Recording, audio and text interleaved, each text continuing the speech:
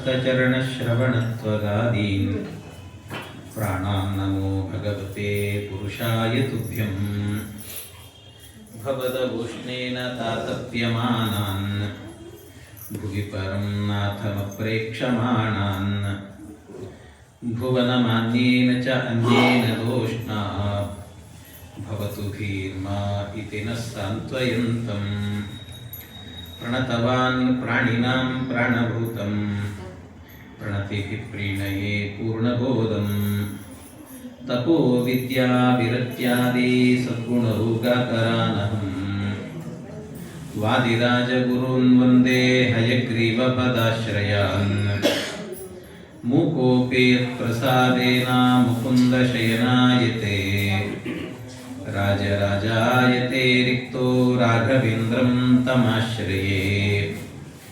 अनवद्यात्मचारित्रं वादिकद्योतभास्करम् विद्यामान्यगुरुं वन्दे विद्याविद्योतभास्वरम्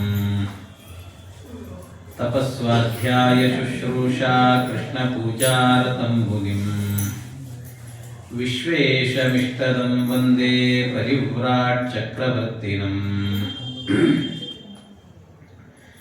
जन्माद्यस्य यतोऽन्वयादितरतश्चार्तेष्वभिज्ञस्वराट् तेने ब्रह्महृदाय आदिकवये मुह्यन्ति यं सूरयः तेजो वारिमृदां यथा विनिमयो यत्र त्रिसर्गो मृषा धाम्ना स्वेन सदा निरस्तकुहकं सत्यं परं धीमहि यं प्रौरजन्तमनुपेतमपेतकृत्यं द्वैपायनो विरहकातर आजुहावा पुत्रेति तन्मयतया तरवोऽपि नेदुः तं सर्वभूतहृदयं मुनिमानतोऽस्मि निगमकल्पतरोर्गलितं फलं शुकमुखादमृतद्रवसंयुतं पिबत भागवतं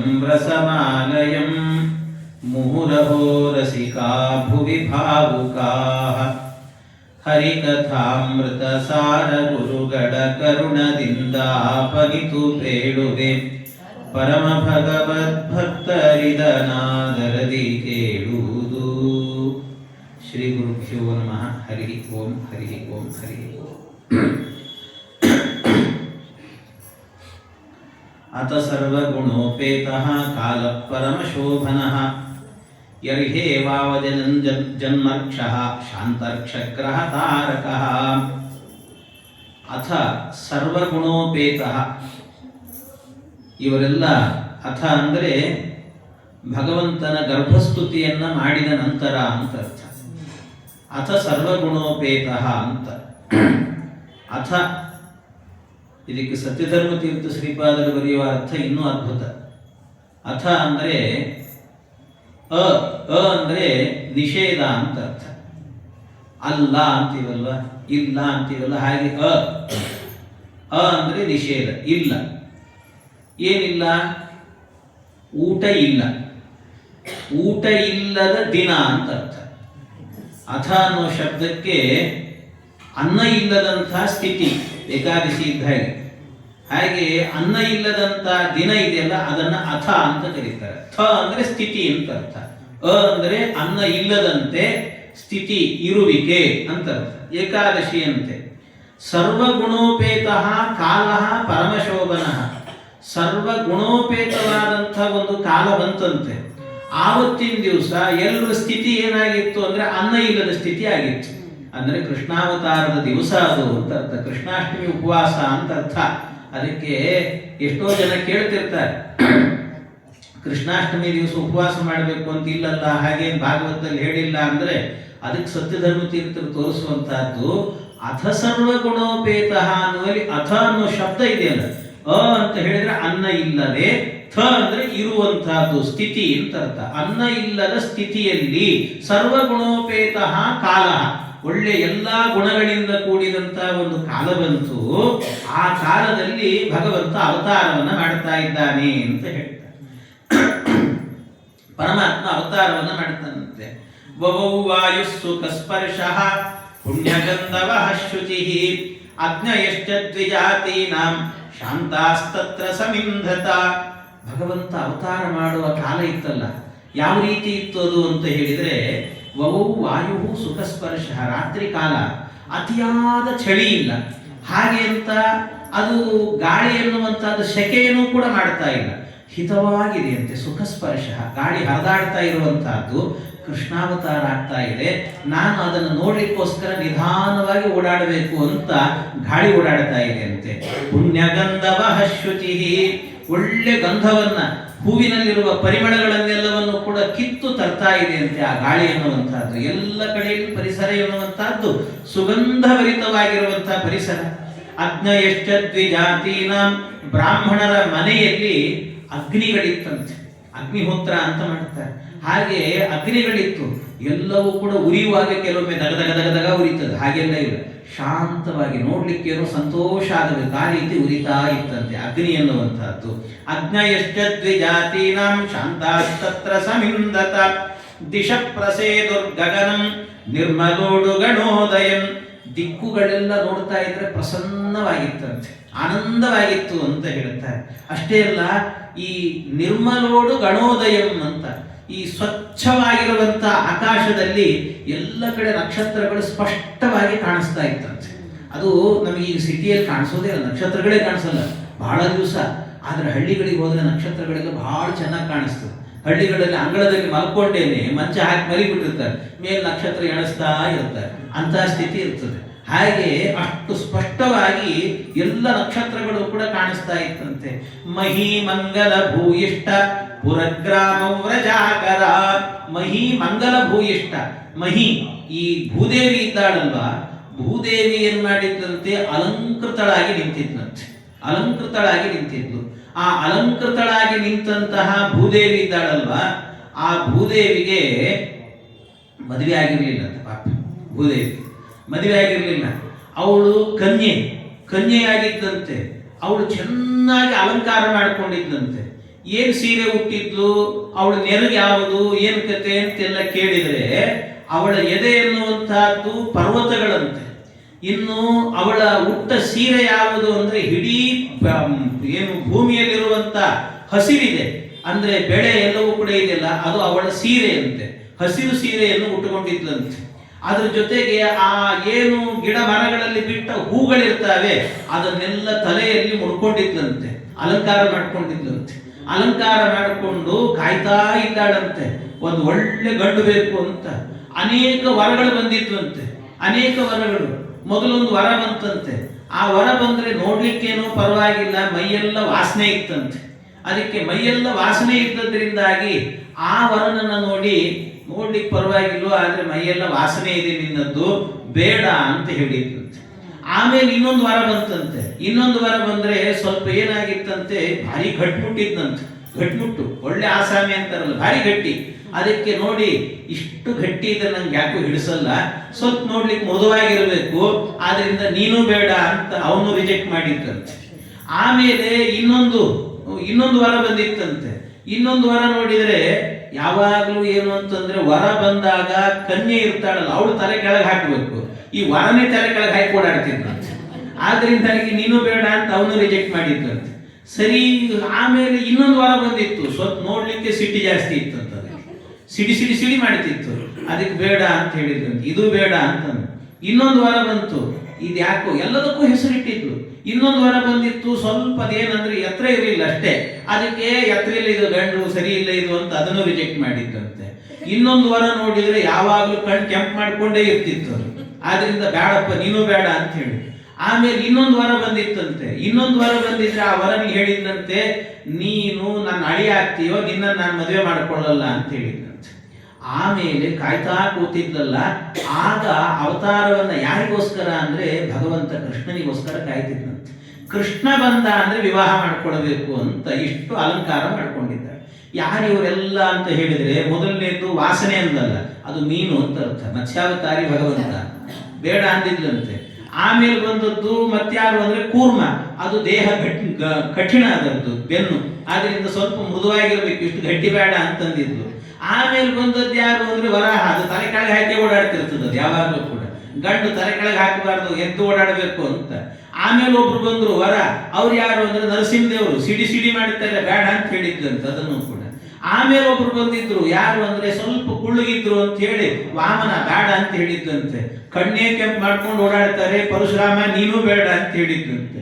ಆಮೇಲೆ ರಾಮದೇವರು ಬಂದ್ರು, ನೀನ್ ನಮ್ಮ ಅಳಿಯ ಅಂತ ಹೇಳಿ ಬೇಡ ಅಂತ ಅಂದಿದ್ದಂತೆ. ಯಾಕೆಂದ್ರೆ ಸೀತೆ ತನ್ನ ಮಗಳಲ್ವಾ, ಸೀತೆನ ಮದುವೆ ಅಳಿಯ ನೀನು ಮದುವೆ ಮಾಡ್ಕೊಳ್ಳೋದು ಸರಿಯಲ್ಲ ಇದೆಲ್ಲ ಅಂತ ಹೇಳಿ ಬೇಡ ಅಂದಿದ್ದು. ಈಗ ಭಗವಂತ ಕೃಷ್ಣ ಬರ್ತಿದ್ದಾನಲ್ಲ, ಅದಕ್ಕೋಸ್ಕರವಾಗಿ ಮಹಿ ಮಂಗಲ ಭೂಯಿಷ್ಟ ಪುರಗ್ರಾಮ ವ್ರಜಾಕರ. ಮಹಿ ಮಂಗಲ ಭೂಯಿಷ್ಟ, ಒಳ್ಳೆ ಮಂಗಳ ಸ್ವರೂಪಿಯಾಗಿ ಕಾಣ್ತಾ ಇದ್ದಾಳಂತೆ ಮಹಿ. ಅಂಥ ಒಂದು ಕಾಲ ಅದು ಅಂತ ಹೇಳುತ್ತಾರೆ. ಅಷ್ಟೇ ಅಲ್ಲ, ನದ್ಯ ಪ್ರಸನ್ನ ಸಲಿಲ ಹೃದ ಜಲರುಹಶ್ರಿಯ, ಎಷ್ಟು ಸುಂದರವಾಗಿ ಹೇಳುತ್ತೆ ಅದು. ರಾತ್ರಿ ಕಾಲದಲ್ಲಿ ನದ್ಯ ಪ್ರಸನ್ನ ಸಲಿಲ, ನದಿಗಳೆಲ್ಲವೂ ಕೂಡ ಪ್ರಸನ್ನವಾಗಿ ಹರಿತಾ ಇದೆ ಅಂತೆ. ಜೋರು ಶಬ್ದ ಮಾಡ್ತಾ ಇಲ್ಲ, ಅದೇನೋ ಜುಳು ಜುಳು ನಾದ ಕೇಳಲಿಕ್ಕೆ ಕಿವಿಗೆ ಇಂಪು ಅನಿಸ್ಬೇಕು, ಆ ರೀತಿ ಹರಿತಾ ಇದೆ ಅಂತೆ ನದಿ ಎನ್ನುವಂತಹದ್ದು. ಅಷ್ಟೇ ಅಲ್ಲ, ಹೃದಾಹ ಜಲರುಹಶ್ರಿಯ ಅಂತ ಎಲ್ಲ ಹೃದಗಳು, ಹೃದ ಅಂದ್ರೆ ಸರೋವರಗಳಲ್ಲಿ ಎಲ್ಲ ಕಮಲಗಳು ಕೂಡ ಅರಳಿ ನಿಂತಿದ್ದಾವಂತೆ. ವಿಚಾರ ಮಾಡ್ರಿ, ಕಮಲ ಅರಳೋದು ಯಾವಾಗ ಅಂದ್ರೆ ಸೂರ್ಯನ ಕಿರಣ ಬಿದ್ದಾಗ ಅರಳುತ್ತಾರೆ. ಸೂರ್ಯ ಇಲ್ಲ, ರಾತ್ರಿ ಕಾಲ, ಆದರೂ ಅರಳಿ ನಿಂತಿದ್ವಂತೆ.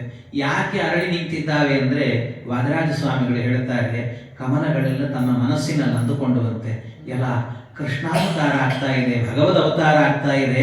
ಆ ಕಾಲದಲ್ಲಿ ನಾವೆಲ್ಲ ಅರಳಿ ಭಗವಂತನ ಪಾದಕ್ಕೆ ನಮ್ಮನ್ನು ನಾವು ಸಮರ್ಪಣೆ ಮಾಡಿಕೊಳ್ಳಿಲ್ಲ ಅಂದ್ರೆ ನಮ್ಮ ಜನ್ಮವೇ ವ್ಯರ್ಥ ಅಂತ, ಸೂರ್ಯ ಇಲ್ಲದಿದ್ರೂ ನಾವು ಅರಳುತ್ತೇವೆ ಅಂತ ಅರಳಿ ನಿಂತಿದ್ವಂತೆ. ಅವೆಲ್ಲವೂ ಕೂಡ ನಮ್ಮ ಜನ್ಮ ಸಾರ್ಥಕ ಮಾಡಿಕೊಡುತ್ತೇವೆ ಅಂತ ನಿಂತಿದ್ವಂತೆ.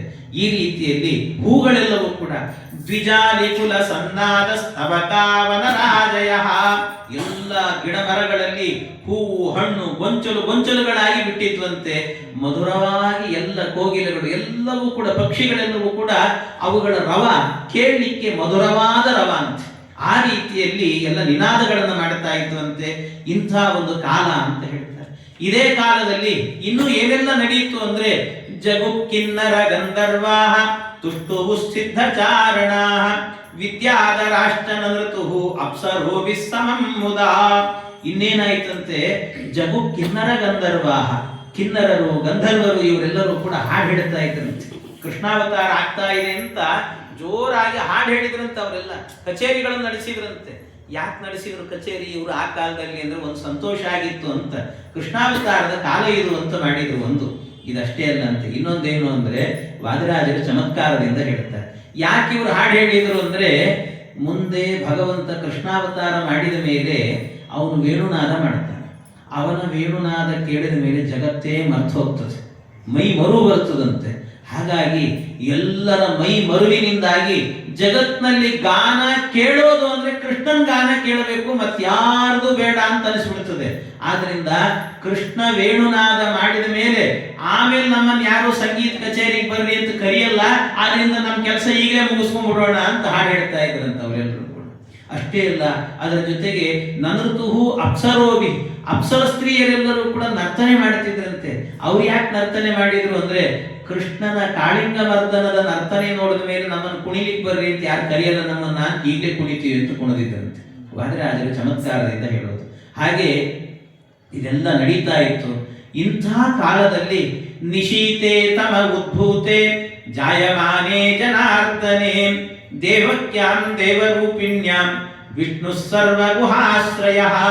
ನಿಶೀತೆ ತಮ ಉದ್ಭೂತೆ ಅಂತ, ನಿಶೀತೆ ಒಳ್ಳೆ ಅದು ಕತ್ತಲಿರುವಂತಹ ಕಾಲದಲ್ಲಿ, ಮಧ್ಯರಾತ್ರಿಯಲ್ಲಿ ಗಾಢಾಂಧಕಾರವಾದಂಥ ಕತ್ತಲು. ಆಗ ತಮ ಉದ್ಭೂತೆ, ಅದೇ ಕಾಲದಲ್ಲಿ ತಮ ಅಂದ್ರೆ ತಮೋಭಿಮಾನಿಯಾದಂಥ ದುರ್ಗಾದೇವಿಯು ಕೂಡ ಒಂದು ಕಡೆಯಲ್ಲಿ ಅವತಾರ ಮಾಡ್ತಾ ಇದ್ದಾಳೆ. ಅಂಥ ಕಾಲದಲ್ಲಿ ಜಾಯಮಾನೇ ಜನಾರ್ದನೆ, ಜಾಯಮಾನೇ ಜನಾರ್ದನೆ ಅಂದ್ರೆ ಭಗವಂತ ಅವತಾರವನ್ನು ಮಾಡ್ತಾ ಇದ್ದಾನಂತೆ. ಎಲ್ಲಿ? ದೇವಕ್ಯಾಂ ದೇವ ರೂಪಿಣ್ಯಾಂ, ಅದು ಎಂಥ ಕಾಲ, ರೋಹಿಣ್ಯಾಂ ಅರ್ಧರಾತ್ರೇತು ಯದಾ ಕಾಳಾಷ್ಟಮಿ ಭವೇತ್, ಭಗವಂತ ಅವತಾರ ಮಾಡುವಂತ ಕಾಲ ಕಾಲಾಷ್ಟಮಿ ಅಂತ. ಕಾಳಾಷ್ಟಮಿ ಅಂತಂದ್ರೆ ಕಪ್ಪಾದ ಅಂದ್ರೆ ಕೃಷ್ಣ ಪಕ್ಷದ ಅಷ್ಟಮಿ ಅಂತ ಅರ್ಥ. ಹಾಗಾಗಿ ಕೃಷ್ಣ ಪಕ್ಷದ ಅಷ್ಟಮಿ ತಿಥಿಯಂದು ರೋಹಿಣ್ಯಾಂ ಅರ್ಧರಾತ್ರೇತು, ಅರ್ಧರಾತ್ರಿ ಕಾಲದಲ್ಲಿ ಚಂದ್ರೋದಯದ ಕಾಲ ಅದು. ಆ ಚಂದ್ರೋದಯದ ಕಾಲದಲ್ಲಿ ಸಿಂಹ ಮಾಸದಲ್ಲಿ ಭಗವಂತ ಅವತಾರವನ್ನು ಮಾಡ್ತಾ ಇದ್ದಾನೆ ಪರಮಾತ್ಮ. ಅವನ ಅವತಾರವನ್ನು ಮಾಡಿದಾಗ ಭಗವಂತ ಹೇಗಿದ್ದ ಪರಮಾತ್ಮ ಅಂತ ಕೇಳಿದರೆ ಭಗವಂತ ತಮದ್ಭುತಂ ಬಾಲಕಮಂಬುಜೇ ಕ್ಷಣಂ ಚತುರ್ಭುಜಂ ಶಂಖ ಗದಾಚ್ಯುತಾಯುಧಂ ಶ್ರೀವತ್ಸಲಕ್ಷ್ಮಂ ಗಲಶೋಭಿ ಕೌಸ್ತುಭಂ ಪೀತಾಂಬರಂ ಸಾಂದ್ರಪಯೋಧ ಸೌಭಗಂ ಮಹಾರ್ಹ ವೈಡೂರ್ಯ ಕಿರೀಟ ಕುಂಡಲಸ್ತ್ವಿಷಾ ಪರಿಶ್ವತ್ತ ಸಹಸ್ರ ಕುಂತಲಂ ಉದ್ದಾಮ ಕಾಂಚಂ ಗದಕಂಕಣಾದಿಭಿಃ ವಿರೋಚಮಾನಂ ವಸುದೇವ ಐಕ್ಷತಾ. ಇಷ್ಟು ಅದ್ಭುತವಾದ ಭಗವಂತನನ್ನು ನೋಡಿದ. ಗರ್ಭದಿಂದ ಬಂದ ಕಾಲ ಪರಮಾತ್ಮ ಹೇಗಿದ್ದ ದೇವರು ಅಂದ್ರೆ ತಮದ್ಭುತಂ, ವರ್ಣನೆ ಮಾಡ್ಲಿಕ್ಕೆ ಸಾಧ್ಯ ಇಲ್ಲ ಸ್ವಾಮಿ. ಎಷ್ಟು ಸುಂದರವಾಗಿ ಹೇಳ್ತಾರೆ ಅಂದ್ರೆ ಸತ್ಯಧರ್ಮ ತೀರ್ಥರು ಅವ್ರು ಹೇಳ್ತಾರೆ ತಮದ್ಭುತಂ, ಅದ್ಭುತ. ಅದ್ಭುತ ಅಂದ್ರೆ ಯಾವುದನ್ನಾದ್ರೂ ಕೆಲವು ವಿಷಯಗಳನ್ನ ನಾವು ನೋಡಿರ್ತೇವೆ, ನೋಡಿದ್ದು ಬಹಳ ಮನಸ್ಸಿಗೆ ಸಂತೋಷ ಆಗಿತ್ತು ಅಂದ್ರೆ ಅಲ್ಲ ನೀವು ಹೋಗಿದ್ರಲ್ಲ ಅದೇನೋ ಚೆನ್ನಾಗಾಯ್ತಂತೆ, ಏನದು ಏನ್ ಕೇಳ್ತೀರ, ಅದ್ಭುತ ಅಂತ ಹೇಳ್ತೀವಿ. ಅಂದ್ರೆ ಯಾವುದನ್ನ ಶಬ್ದಗಳಿಂದ ವರ್ಣನೆ ಮಾಡಲಿಕ್ಕೆ ಸಾಧ್ಯ ಇಲ್ಲವೋ ಆ ಕಡೆ ಆ ಜಾಗದಲ್ಲಿ ಅದ್ಭುತ ಅನ್ನೋ ಶಬ್ದ ಬರ್ತದಂತೆ. ಹಾಗೆ ಭಗವಂತ ಹೇಗಿದ್ದ ಅಂದ್ರೆ ತಮದ್ಭುತಂ, ಅದ್ಭುತ, ವರ್ಣನೆ ಮಾಡ್ಲಿಕ್ಕೆ ಸಾಧ್ಯ ಇಲ್ಲ ಸ್ವಾಮಿ. ಆದ್ರೂ ಏನಾದ್ರೂ ವರ್ಣನೆ ಮಾಡಬೇಕು ಅಂದ್ರೆ ಬಾಲಕಮಂಬುಜೇಕ್ಷಣಂ, ಅಂಬುಜೇಕ್ಷಣ ಕಮಲದಂತ ಕಂಗಳಂತೆ ಪರಮಾತ್ಮನದ್ದು. ಅಷ್ಟೇ ಅಲ್ಲ, ಅದರ ಜೊತೆಗೆ ಇನ್ನೆಂತಹದ್ದು ಅಂದ್ರೆ ಚತುರ್ಭುಜಂ ಶಂಖ ಗದಾಚ್ಯುತಾಯುಧಂ, 4 ಕೈಗಳಂತೆ ಶಂಖ ಚಕ್ರ ಗದ ಪದ್ಮ ಎಲ್ಲ ಹಿಡ್ಕೊಂಡೇ ಬಂದಿದ್ದಾನೆ ಪರಮಾತ್ಮ. ಇಷ್ಟು ಹಿಡ್ಕೊಂಡು ಬಂದಿದ್ದಾನೆ. ಶ್ರೀವತ್ಸ ಲಕ್ಷ್ಮಂ ಗಲಶೋಭಿ ಕೌಸ್ತುಭಂ, ಶ್ರೀವತ್ಸ ಅನ್ನೋ ಚಿಹ್ನೆಯನ್ನು ಇಟ್ಟುಕೊಂಡಿದ್ದಾನಂತೆ. ಕಂಠದಲ್ಲಿ ಒಂದು ಕೌಸ್ತುಭ ಮಾಲೆಯನ್ನು ಹಾಕೊಂಡಿದ್ದಾನೆ, ಪೀತಾಂಬರವನ್ನು ಹುಟ್ಟಿದ್ದಾನೆ ಪರಮಾತ್ಮ. ಇಂಥ ದಿವ್ಯವಾದಂತ ರೂಪದಿಂದ ಭಗವಂತ ಪ್ರಕಟಗೊಂಡಿದ್ದಾನೆ ಅಂತ ಹೇಳ್ತಾರೆ. ಇಷ್ಟೆಲ್ಲ ರೂಪ ಇದೆ ಅಂದಮೇಲೆ ತಮದ್ಭುತಂ ಬಾಲಕಂ, ಬಾಲಕ ಅಂತ ಹೇಗೆ ಹೇಳೋದು? ಇದು ಬಾಲರೂಪ ಅಲ್ಲ ಇದು. ಮತ್ತೆ ಬಾಲಕ ಅಂದ್ರೆ ಅರ್ಥ ಏನು? ಬಾಲಕ ಅದಕ್ಕೆ ಸತ್ಯಧರ್ಮ ತೀರ್ಥರು ಬರೀತಾರೆ ಬಾಲಃ ಕಹ ಯಸ್ಯ ಸಹ ಬಾಲಕಃ ಅಂತ. ಅಂದ್ರೆ ಬಾಲಃ ಕಹ, ಸಂಸ್ಕೃತದಲ್ಲಿ ಕ ಅನ್ನೋ ಶಬ್ದಕ್ಕೆ ಚತುರ್ಮುಖ ಬ್ರಹ್ಮದೇವರು ಅಂತ ಅರ್ಥ ಇದೆ. ಅದರಿಂದ ಬಾಲಃ ಕಹ ಅಂದ್ರೆ ಬ್ರಹ್ಮನೂ ಕೂಡ ಯಾರಿಗೆ ಬಾಲನಾಗಿದ್ದಾನೋ ಅಂದ್ರೆ ಯಾರ ಮಗನಾಗಿದ್ದಾನೋ ಅವನು, ಅಂದ್ರೆ ಬ್ರಹ್ಮನ ಅಪ್ಪ ಅವತಾರ ಮಾಡಿದ್ದಾನೆ ಅಂತ ಅರ್ಥ. ಬ್ರಹ್ಮಪ್ಪ ಇವನು ಅಂತ. ಹಾಗೆ ಅವನ ಅವತಾರವನ್ನು ಮಾಡಿದ್ದಂತೆ ಪರಮ. ಆ ಭಗವಂತ ಅವತಾರ ಬರುವಾಗಲೇ ಹೇಗಿದ್ದಾನೆ ಪರಮಾತ್ಮ ಅಂದ್ರೆ ಇಷ್ಟೆಲ್ಲ ಶಂಖ ಚಕ್ರ ಗದ ಪದ್ಮ ಎಲ್ಲ ಹಿಡ್ಕೊಂಡು ಬಂದಿದ್ದಾನೆ. ಇದೆಲ್ಲ ಹಿಡ್ಕೊಂಡು ಬಂದಿದ್ದಾನೆ ಅಂತಂದ್ರೆ ಇದರ ಅರ್ಥ ಏನು? ಇದರ ಅರ್ಥ ಏನು ಅಂತ ಹೇಳಿದ್ರೆ ಭಗವಂತನಿಗೆ ಗರ್ಭವಾಸ ಎನ್ನುವಂಥದ್ದಿಲ್ಲ.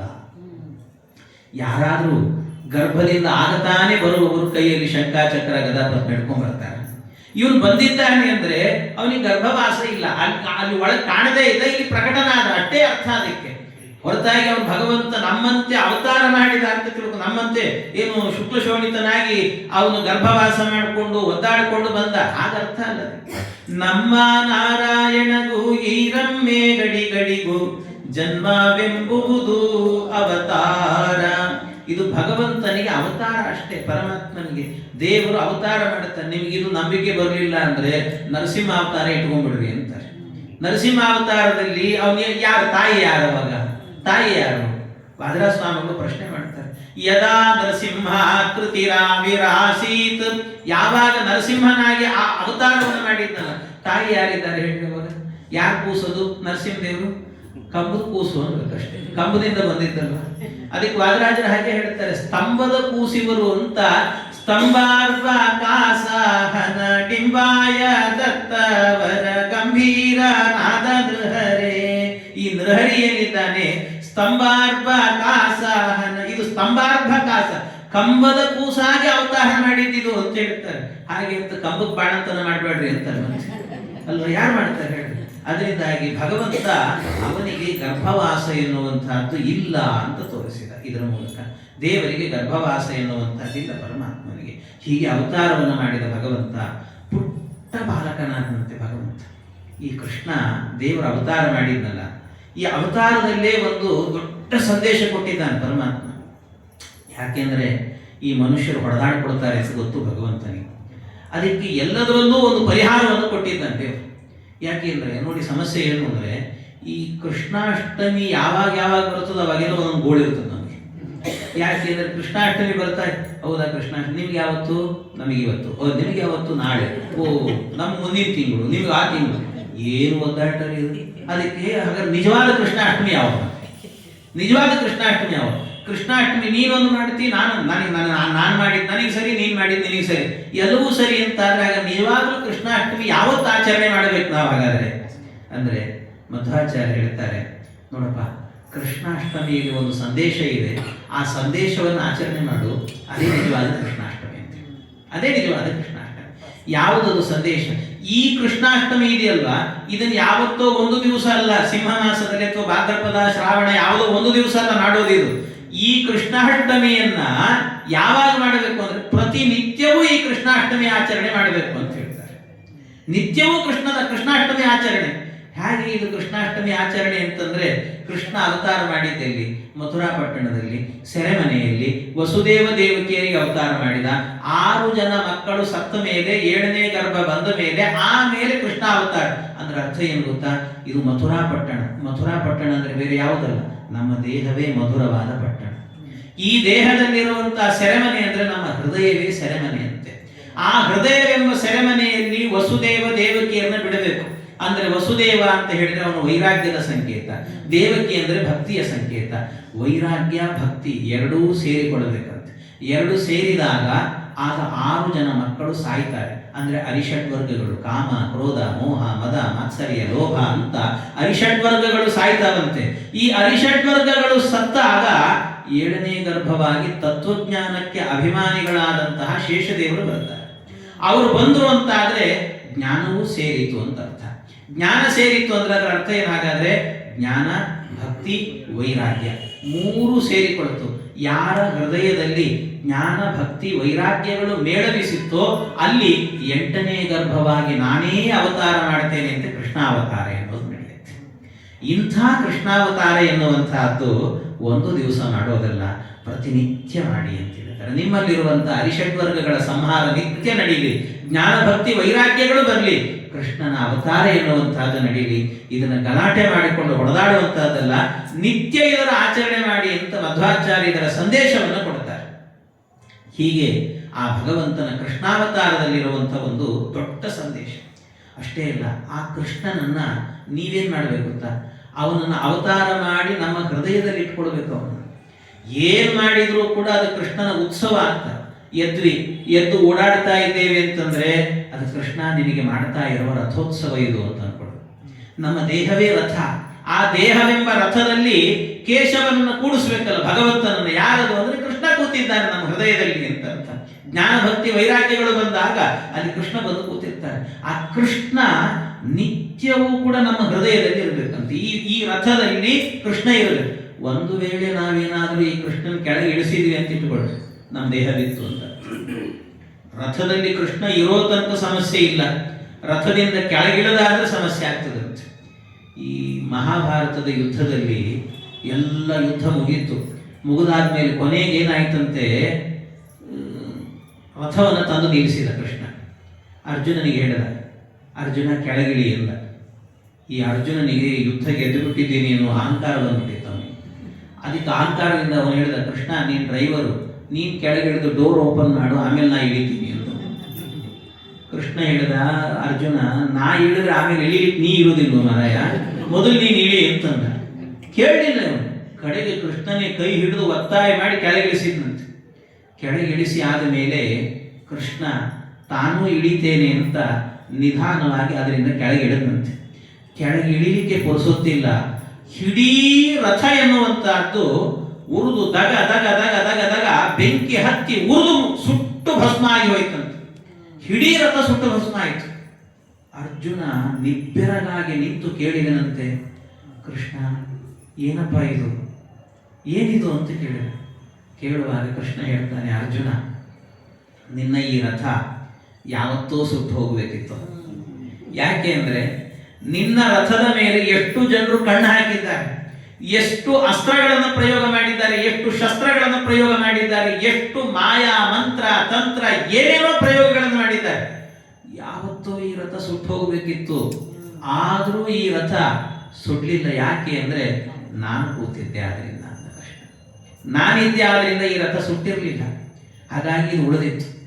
ಇವತ್ತು ನಾನು ಕೆಳಗಿಳದೆ, ರಥ ಸುಟ್ಟು ಹೋಯಿತು. ಇದರ ಮೇಲೆ ವಾದರಾಜ ಸ್ವಾಮಿಗಳು ಒಂದು ಪ್ರಶ್ನೆ ಮಾಡಿಕೊಡ್ತಾರೆ. ಅಲ್ಲ ಕೃಷ್ಣ 18 ದಿವಸವೂ ಕೂಡ ರಥದಲ್ಲಿ ಕೂತೇ ಇದ್ದೇನೆ, ರಾತ್ರಿ ಆದ್ರೂ ಕೆಳಗೆ ಇಳಿತಿರ್ಲಿಲ್ಲ ಅವನು ಕೃಷ್ಣ.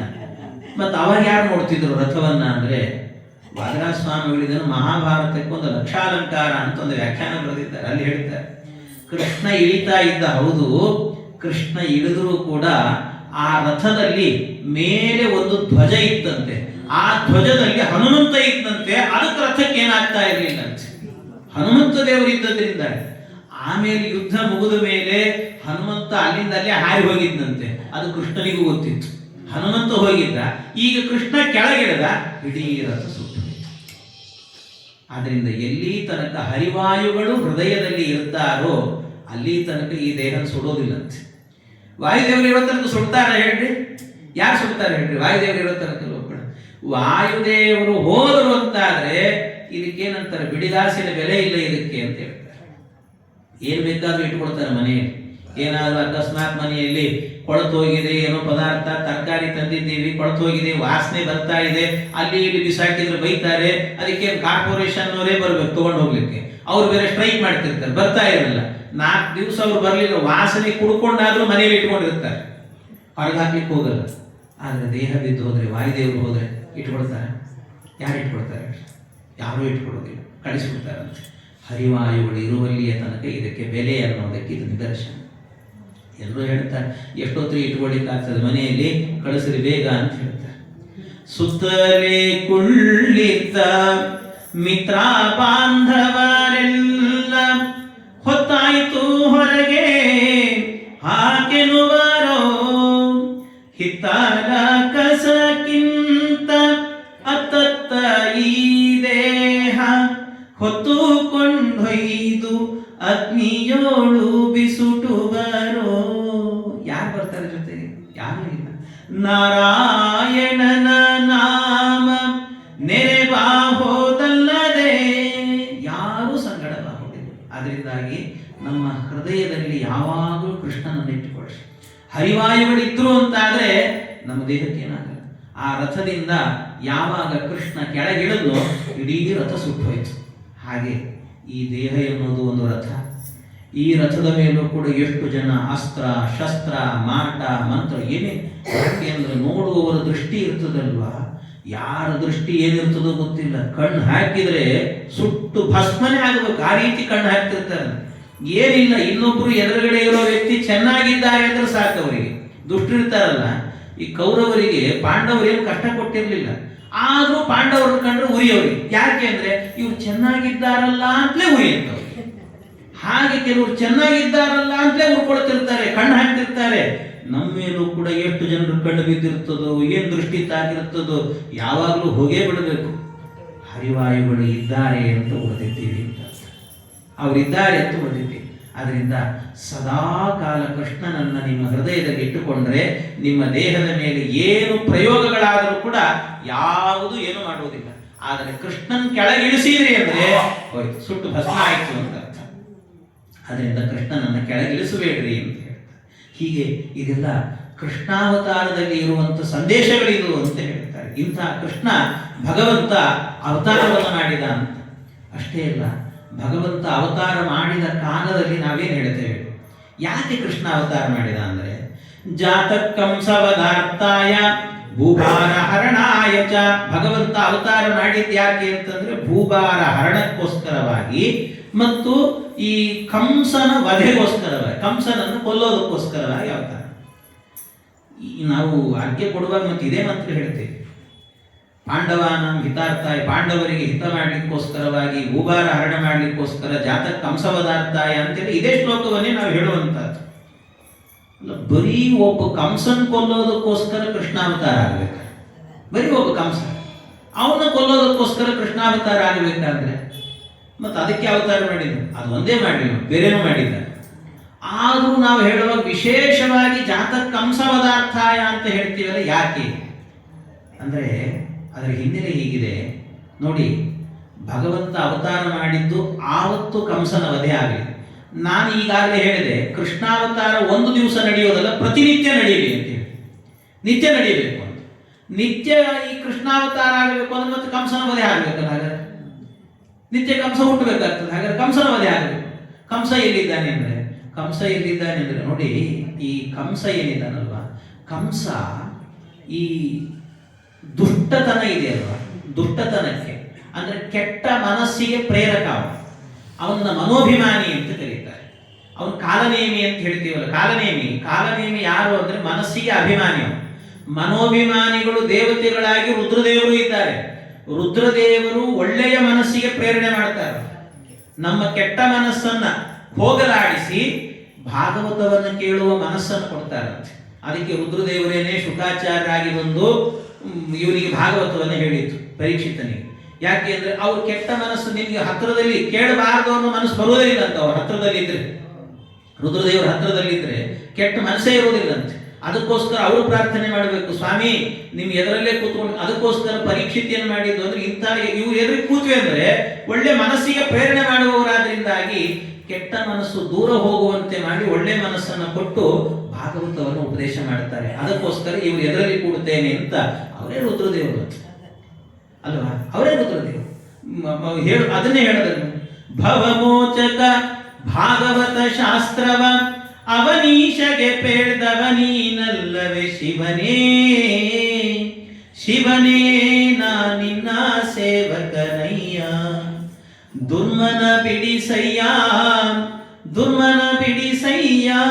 ನಮ್ಮ ಕೆಟ್ಟ ಮನಸ್ಸನ್ನ ಬಿಡಿಸುವಂತವ್ರು ಅವರೇ, ಅದನ್ನು ತೊಲಗಿಸುವಂತವ್ರು ಅವರೇ, ಒಳ್ಳೆ ಮನಸ್ಸನ್ನು ಕೊಡುವವರು ಅವರೇ, ರುದ್ರದೇವರು. ಹಾಗಾಗಿ ಆ ರುದ್ರದೇವರು ಒಳ್ಳೆಯ ಮನಸ್ಸಿಗೆ ಪ್ರೇರಕರಂತೆ, ಕಾಲನೇಮಿ ಕೆಟ್ಟ ಮನಸ್ಸಿಗೆ ಪ್ರೇರಕ. ಹಾಗಾಗಿ ನಮ್ಮ ಒಳಗಡೆ ಯಾವಾಗಲೂ ಕೂಡ ಏನಾಗ್ತಾ ಇರುತ್ತೆ ಅಂದ್ರೆ ಕೆಟ್ಟ ಮನಸ್ಸೇ ಸೇರಿರುತ್ತೆ. ಭಾಗವತ ಉಪನ್ಯಾಸ ಕೇಳಬೇಕು ಅಂತ ಕೊಡುವ ಮನಸ್ಸು ರುದ್ರದೇವರು ಕೊಡ್ತಾರೆ.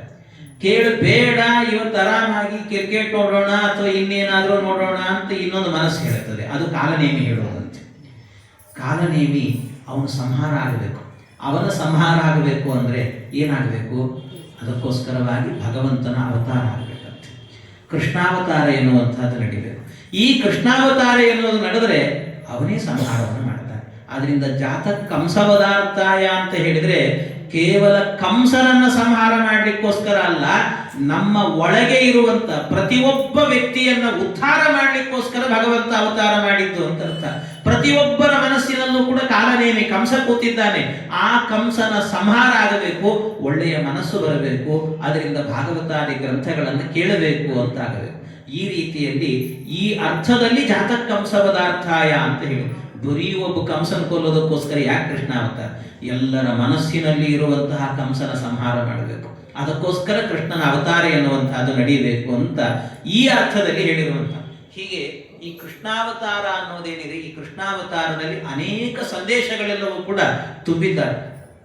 ಇಂಥ ಕೃಷ್ಣನ ಅವತಾರ ಎನ್ನುವಂತಹದ್ದು ನಡೆದಾಗ ಭಗವಂತ ಅಲ್ಲಿಂದ ಸಣ್ಣ ಮಗುವಾಗಿ ಹೇಳ್ತಾ ಇದ್ದಾನಂತೆ ಪರಮಾತ್ಮ, ನನ್ನನ್ನ ಇಲ್ಲಿಂದ ನಂದಗೋಪನ ಮನೆಗೆ ಕರ್ಕೊಂಡು ಹೋಗಬೇಕು. ನಂದಗೋಕುಲದಲ್ಲಿ ಯಶೋದೆ ಒಂದು ಮಗುವನ್ನು ಹೆತ್ತಿರ್ತಾಳೆ. ಆ ಮಗುವನ್ನ ಇಲ್ಲಿಗೆ ಕರ್ಕೊಂಡು ಬರಬೇಕು. ಹೆಣ್ಣು ಕೂಸದು, ಆ ಕೂಸನ್ನು ಇಲ್ಲಿಗೆ ಕರ್ಕೊಂಡು ಬಾ, ನನ್ನನ್ನು ಅಲ್ಲಿಗೆ ಕರ್ಕೊಂಡು ಹೋಗು ಅಂತ ಹೇಳಿದಂತೆ. ಆಯಿತು ಅಂತ ಆ ಮಗುವನ್ನ, ಸಣ್ಣ ಪುಟ್ಟ ರೂಪದಲ್ಲಿರುವಂತ ಕೂಸನ್ನ ಒಂದ್ಸರ್ತಿ ಸಣ್ಣ ಬಿದಿರಿನ ಬುಟ್ಟಿ ಅದರಲ್ಲಿ ಒಂದು ಬಟ್ಟೆಯನ್ನು ಹಾಸಿ ಅದರ ಮೇಲೆ ಮಲಗಿಸಿದಂತೆ. ಮಲಗಿಸಿದ ಕೂಡ್ಲೇನೆ ಆ ದೇವಕಿ ಕೊನೆಯದಾಗಿ ಕರ್ಕೊಂಡು ಹೋಗ್ತಾ ಇದ್ದಾನಲ್ಲ ಮಗುವನ್ನ, ಹುಟ್ಟಿದ ಕೂಡಲೇ ಕರ್ಕೊಂಡು ಹೋಗ್ತಾ ಇದ್ದಾರಲ್ಲ, ನನಗೊಂದು ತಾಯ್ತನದ ಆನಂದ ಬೇಕು ಅಂತ ಎದೆ ಹಾಲನ್ನು ಉಣ್ಣಿಸಿದ್ದಂತ ಒಂದ್ಸರ್ತಿ. ಎದೆ ಹಾಲನ್ನು ಉಣ್ಣಿಸಿ ಆ ಮಗುವಿಗೆ ಹೊರಗೆ ಹೋಗುವಾಗ ದೃಷ್ಟಿ ಆಗಬಾರದು ಅಂತ ಅದಕ್ಕೇನು ಮಾಡಿದ್ದಂತೆ, ಆ ಸೆರೆಮನೆಯಲ್ಲೇನೆ ಒಂದು ಗೋಡೆಗೆ ದೀಪ ಹಚ್ಚಿಟ್ಟಿದ್ರು. ದೀಪ ಉರಿದು ಕಪ್ಪಾಗಿತ್ತು. ಆ ಕಪ್ಪನ್ನು ತೆಗೆದು ಎರಡು ಕೆನ್ನೆಗಳಿಗೆ, ಹಣೆಗೆ, ಕಾಲಿಗೆ, ಕೈಗೆ ಎಲ್ಲ ಕಡೆಯಲ್ಲೂ ಕೂಡ ಒಂದೊಂದು ಬೊಟ್ಟಿಟ್ಟಂತೆ. ಈ ಬೊಟ್ಟಿಟ್ಟು ಅಂದ್ರೆ ಕಪ್ಪು ಬೊಟ್ಟು ಅಂತ, ಆ ಕಪ್ಪು ಬೊಟ್ಟನ್ನ ಇಟ್ಟಂತೆ. ಕಪ್ಪು ಬೊಟ್ಟನ್ನ ಇಟ್ಟು ಅದು ದೃಷ್ಟಿ ಆಗಬಾರದು ಅಂತ ಇಡಬೇಕಂತೆ. ಮತ್ತೆ ಅದಷ್ಟೇ ಅಲ್ಲ, ಆ ಕಪ್ಪು ಬೊಟ್ಟನ್ನ ಇಟ್ಟರೆ ಅದರಿಂದ ಏನಾಗತ್ತಂತೆ, ಏನಾದ್ರೂ ರೋಗ ರುಜಿನಗಳು ಇದ್ರೂ ಕೂಡ ಅದು ಹತ್ರಕ್ಕೆ ಬರುವುದಿಲ್ಲಂತೆ ಬೇಗ. ಅದೊಂದು ರೀತಿಯಲ್ಲಿ ಏನಂತಾರಲ್ಲ, ಆಂಟಿಬಯೋಟಿಕ್ ಇದ್ದ ಹಾಗೆ ಅದೆಲ್ಲವೂ ಕೂಡ ಯಾವುದು ಕೂಡ ಹತ್ರಕ್ಕೆ ಬರುವುದಿಲ್ಲ ಅಂತ. ಅದರಿಂದ ಅದಕ್ಕೋಸ್ಕರ ಈ ಮಗುವನ್ನ ಹೆತ್ತ ಮೇಲೆ ಬಾಣಂತಿ ಇರ್ತಾಳಲ್ಲ, ಬಾಣಂತಿಯು ಕೂಡ ಕೆಲವು ದಿನಗಳ ಕಾಲ ಅಂದ್ರೆ ತನ್ನ ಬಾಣಂತನ ಮುಗಿಯುವಷ್ಟು ದಿನವೂ ಕೂಡ ಕಪ್ಪೆ ಹಚ್ಚಿಕೊಳ್ಬೇಕು. ಕಪ್ಪೆ ಕುಂಕುಮ ಹಚ್ಚಿಕೊಳ್ಳಿಕ್ಕೆ ಇರೋದಿಲ್ಲ. ಕುಂಕುಮ ಹಚ್ಚಿಕೊಳ್ಳಬೇಕು ಅಂತ ಆದ್ರೆ ಮತ್ತೆ ಅದಕ್ಕೆ ಅಂತ ಒಂದು ದಿವಸ ಏನ್ ಮಾಡಬೇಕು, ಬ್ರಾಹ್ಮಣರನ್ನು ಕರೆಸ್ಬೇಕು. ಎಲ್ಲರೂ ಕುಂಕುಮ ಹಚ್ಚಿಕೊಳ್ಬೇಕು ಅಂದ್ರೆ ಏನ್ ಮಾಡಿಬಿಡ್ತಾರೆ ಅಂದ್ರೆ ಅಂಗಡಿಗೆ ಹೋಗ್ತಾರೆ, ಬಡ ಬಡ ತರ್ತಾರೆ, ತಗೊಳ್ತಾರೆ, ಹಚ್ಕೊಂಡ್ಬಿಡ್ತಾರೆ ಅಷ್ಟೇ. ಹಂಗಲ್ಲ ಕುಂಕುಮ ಹಚ್ಚಿಕೊಳ್ಳೋದಂದ್ರೆ. ಕುಂಕುಮವನ್ನು ತಂದು ಹಚ್ಚಿಕೊಳ್ಳೋದು ಅಂತಂದ್ರೆ ಅದರ ಅರ್ಥ ಏನು? ಕುಂಕುಮ ತರಬೇಕಂತೆ, ತಂದಾದ ನಂತರ ಮನೆಯಲ್ಲಿ ಇಡಬೇಕು, ಇಟ್ಟಾದ ಮೇಲೆ ಬ್ರಾಹ್ಮಣರನ್ನ ಕರೆಸ್ಬೇಕಂತೆ. ಬ್ರಾಹ್ಮಣರನ್ನ ಕರೆಸಿ ಆ ಬ್ರಾಹ್ಮಣರಿಗೆ ಆ ಕುಂಕುಮವನ್ನು ಕೊಡಬೇಕು. ಅವ್ರೇನ್ ಮಾಡ್ತಾರೆ ಅಂದ್ರೆ ಒಂದು ಅಂಬರಿಣಿ ಸೂಕ್ತ, ಇನ್ನೊಂದು ಪುರುಷ ಸೂಕ್ತ ಅಂತ ಎರಡು ಸೂಕ್ತಗಳಿಂದಲೂ ಕೂಡ, ಇದು ಶ್ರೀ ಸೂಕ್ತ ಮತ್ತು ಅಂಬರಿಣಿ ಸೂಕ್ತ, ಈ ಎರಡು ಸೂಕ್ತಗಳಿಂದಲೂ ಕೂಡ ಅದನ್ನ ಅಭಿಮಂತ್ರಣೆ ಮಾಡ್ತಾರೆ. ಅಭಿಮಂತ್ರಣೆಯನ್ನ ಮಾಡಿ ಅದನ್ನೇನ್ ಮಾಡ್ತಾರಂತೆ, ಎರಡು ಭಾಗ ಮಾಡ್ತಾರೆ. ಅದನ್ನು ಎರಡು ಭಾಗ ಮಾಡಿ ಒಂದೊಂದು ಭಾಗಗಳನ್ನು ಕೊಡ್ತಾರೆ. ಎರಡು ಭಾಗಗಳನ್ನು ಕೊಟ್ಟಾಗ ಅದನ್ನೇನು ಮಾಡಬೇಕು, ಮುತ್ತೈದೆಯಾದವಳು ಅಂದ್ರೆ ಒಂದು ಭಾಗವನ್ನ ತೆಗೆದು ಹಾಗೆ ದೇವ್ರ ಕೋಣೆಯಲ್ಲಿ ಇಡಬೇಕು. ಅದು ಯಾಕೆ ಅಂದ್ರೆ ದೇವರಿಗೆ ಮಾತ್ರ ಏರಿಸ್ಲಿಕ್ಕೆ ಅಂತ. ಆಮೇಲೆ ತನಗೆ ಕೊಟ್ಟಿರ್ತಾರಲ್ಲ ಇನ್ನೊಂದು ಭಾಗ ಇರ್ತದಲ್ಲ, ಆ ಭಾಗವನ್ನು ಏನ್ ಮಾಡಬೇಕು ಅಂತಂದ್ರೆ ಅದನ್ನ ಪುನಃ ಮತ್ತೆ ಎರಡು ಭಾಗ ಮಾಡಿಕೊಡ್ಬೇಕಂತೆ. ಎರಡು ಭಾಗವನ್ನು ಮಾಡಿಕೊಂಡು ಒಂದು ನಿತ್ಯ ತಾನು ಹಚ್ಚಿಕೊಳ್ಳಿಕ್ಕೆ ಅಂತ. ಇಲ್ದಿದ್ರೆ ಬರೀ ಕುಂಕುಮ ಹಚ್ಕೊಂಡ್ರೆ ಏನು ಇರ್ತದೆ, ಅದ್ರಲ್ಲಿ ಲಕ್ಷ್ಮೀ ಸನ್ನಿಧಾನ ಬರಬೇಕು. ಆ ಸನ್ನಿಧಾನ ಬರಬೇಕು ಅಂತ ಆದ್ರೆ ಬ್ರಾಹ್ಮಣರು ಶ್ರೀ ಸೂಕ್ತದಿಂದ ಅಭಿಮಂತ್ರಣೆ ಮಾಡಿದ್ರೆ ಬರ್ತದಂತದ್ದು, ಇಲ್ದಿದ್ರೆ ಬರುವುದಿಲ್ಲ. ಹಾಗಾಗಿ ಅದನ್ನು ಅಭಿಮಂತ್ರಣೆ ಮಾಡಿದ್ದನ್ನು ಮತ್ತೆ ಎರಡು ಭಾಗ ಮಾಡಿ ಒಂದು ಭಾಗವನ್ನ ತಾನು ಹಚ್ಚಿಕೊಳ್ಳಿಕ್ಕೆ ಅಂತ, ಇನ್ನೊಂದು ಭಾಗವನ್ನ ಮನೆಗೆ ಬಂದ ಮುತ್ತೈದೆಗೆ ಕೊಡ್ಲಿಕ್ಕೆ ಅಂತ ಇಟ್ಟುಕೊಡ್ಬೇಕಂತೆ. ಈ ರೀತಿಯಲ್ಲಿ ಇಷ್ಟು ಮೂರು ಭಾಗಗಳನ್ನು, ಒಂದು ಭಾಗವನ್ನು ಲಕ್ಷ್ಮೀ ದೇವಿಗೆ, ಇನ್ನೊಂದು ಭಾಗವನ್ನು ಎರಡು ಮಾಡಿ ಒಂದು ಕೊಡುವುದಕ್ಕೆ, ಇನ್ನೊಂದು ತಾನು ಹಚ್ಚಿಕೊಳ್ಳಿಕ್ಕೆ ಅಂತ ಇಟ್ಟುಕೊಳ್ಳೋದು. ಇದೆಲ್ಲ ಬಾಣಂತನ ಮುಗಿದ ಮೇಲೆ ಇದನ್ನೆಲ್ಲ ಮಾಡಿ ಮನೆಯಲ್ಲಿ ಕುಂಕುಮ ಖಾಲಿ ಆದಾಗಲೆಲ್ಲ ಒಂದ್ಸರ್ತಿ ಬ್ರಾಹ್ಮಣರನ್ನು ಕರೆಸ್ಬೇಕು. ಇದನ್ನೆಲ್ಲ ಮಾಡಬೇಕು. ಈಗ ಯಾರು ಮಾಡೋದಿಲ್ಲ ಬಿಡ್ರಿ, ಯಾಕಂದ್ರೆ ಬ್ರಾಹ್ಮಣರನ್ನು ಕರೆಸಿದ್ರೆ ಮತ್ತೆ ದಕ್ಷಿಣೆ ಕೊಡ್ಬೇಕಾಗ್ತದೆ, ಅದು ಸಮಸ್ಯೆ ಅಂತ ಬಿಟ್ಟಿರ್ತಾರೆ. ಹಾಗಾಗಿ ಇದೆಲ್ಲ ಇದೆ, ಕ್ರಮಶಾಸ್ತ್ರ ಇದೆಲ್ಲವೂ ಕೂಡ ಹಾಗೆ ಮಾಡಬೇಕು ಅಂತ ಹೇಳ್ತಾರೆ. ಇವಳು ಕಪ್ಪನ್ನು ಹಚ್ಚಿ ಕಳಿಸಿಕೊಟ್ಲಂತೆ. ಕಳಿಸಿಕೊಡುವಾಗ ನಾನು ನಿನ್ನೆ ಹೇಳಿದೆ, ಎಲ್ಲರೂ ನಿದ್ದೆ ಮಾಡಿದ್ರಂತೆ. ಯಾಕೆಂದ್ರೆ ಕೃಷ್ಣಾವತಾರದ ಕಾಲದಲ್ಲಿ ಕಂಸನ ಕಡೆಯವರೆಲ್ಲರಿಗೂ ಕೂಡ ನಿದ್ರೆ ಬರುವಂತೆ ಮಾಡಿದ್ರಂತೆ. ಆ ನಿದ್ರೆ ಬರುವಂತೆ ಮಾಡಿ ಎಲ್ಲರೂ ನಿದ್ದೆ ಹೊಡೆದಿದ್ರು. ಈ ಕಡೆ ಕೃಷ್ಣ ಭಗವಂತನನ್ನು ಕರೆದುಕೊಂಡು ಹೋಗ್ತಾ ಇದ್ದಾನೆ. ಕರೆದುಕೊಂಡು ಹೋಗುವಾಗ ಇವನ ಮೈಗೆಲ್ಲ ಸರಪಳಿಗಳು ಕಟ್ಟಿದ್ರು, ಎಲ್ಲ ಬಿಚ್ಕೊಂತಂತೆ. ಆ ಸೆರೆಮನೆಯ ಬಾಗಿಲಿದೆಯಲ್ಲ, ಕಟ್ಟಿಗೆಯ ಬಾಗಿಲು, ಕಟ್ಟಿಗೆಗಳು ಅಂದ್ರೆ ವನಸ್ಪತಿಗಳು ಅಂತ ಹೇಳ್ತಾರೆ ಅದಕ್ಕೆ. ಆ ವನಸ್ಪತಿಗಳಿಗೆ ಅಭಿಮಾನಿ ಯಾರು ಅಂದ್ರೆ ಚಂದ್ರ ಅವನೇ ಆ ಕಟ್ಟಿಗೆ ಬಾಗಿಲುಗಳನ್ನೆಲ್ಲ ತೆಗೆದಂತೆ. ಯಾಕೆ ಅಂದ್ರೆ ನನ್ನ ವಂಶದಲ್ಲಿ ಹುಟ್ಟಿದ ಹುಡುಗ ನಮ್ಮನ್ನು ಉದ್ಧಾರ ಮಾಡ್ಲಿಕ್ಕೆ ಬಂದಿದ್ದಾನೆ, ಇವನಿಗೆ ನಾನೇನು ಬಂಧನ ಮಾಡೋದು ಅಂತ ನಾನೇ ಬಂದು ಬಾಗಿಲು ತೆಗೆದಿದ್ದಂತೆ. ಇನ್ನೊಂದು ಅರ್ಥದಲ್ಲಿ ಹೇಳ್ತಾರೆ, ಇವನ್ ಮೈಗೆಲ್ಲ ಕಟ್ಟಿದ್ದೆಲ್ಲ ಬಿಚ್ಕೊಳ್ತಂದ್ರೆ ಯಾಕೆ ಅಂದ್ರೆ ಭಗವಂತನ ತಲೆ ಮೇಲೆ ಹೊತ್ಕೊಂಡಲ್ಲ. ಯಾಕೆ? ಪರಮಾತ್ಮನ ನಾಮಸ್ಮರಣೆ ಮಾಡಿದ್ರೆ ಸಾಕಂತೆ ಭವಬಂಧನವನ್ನು ಕಳಿಸಿ ಬಿಡ್ತಾನಂತೆ.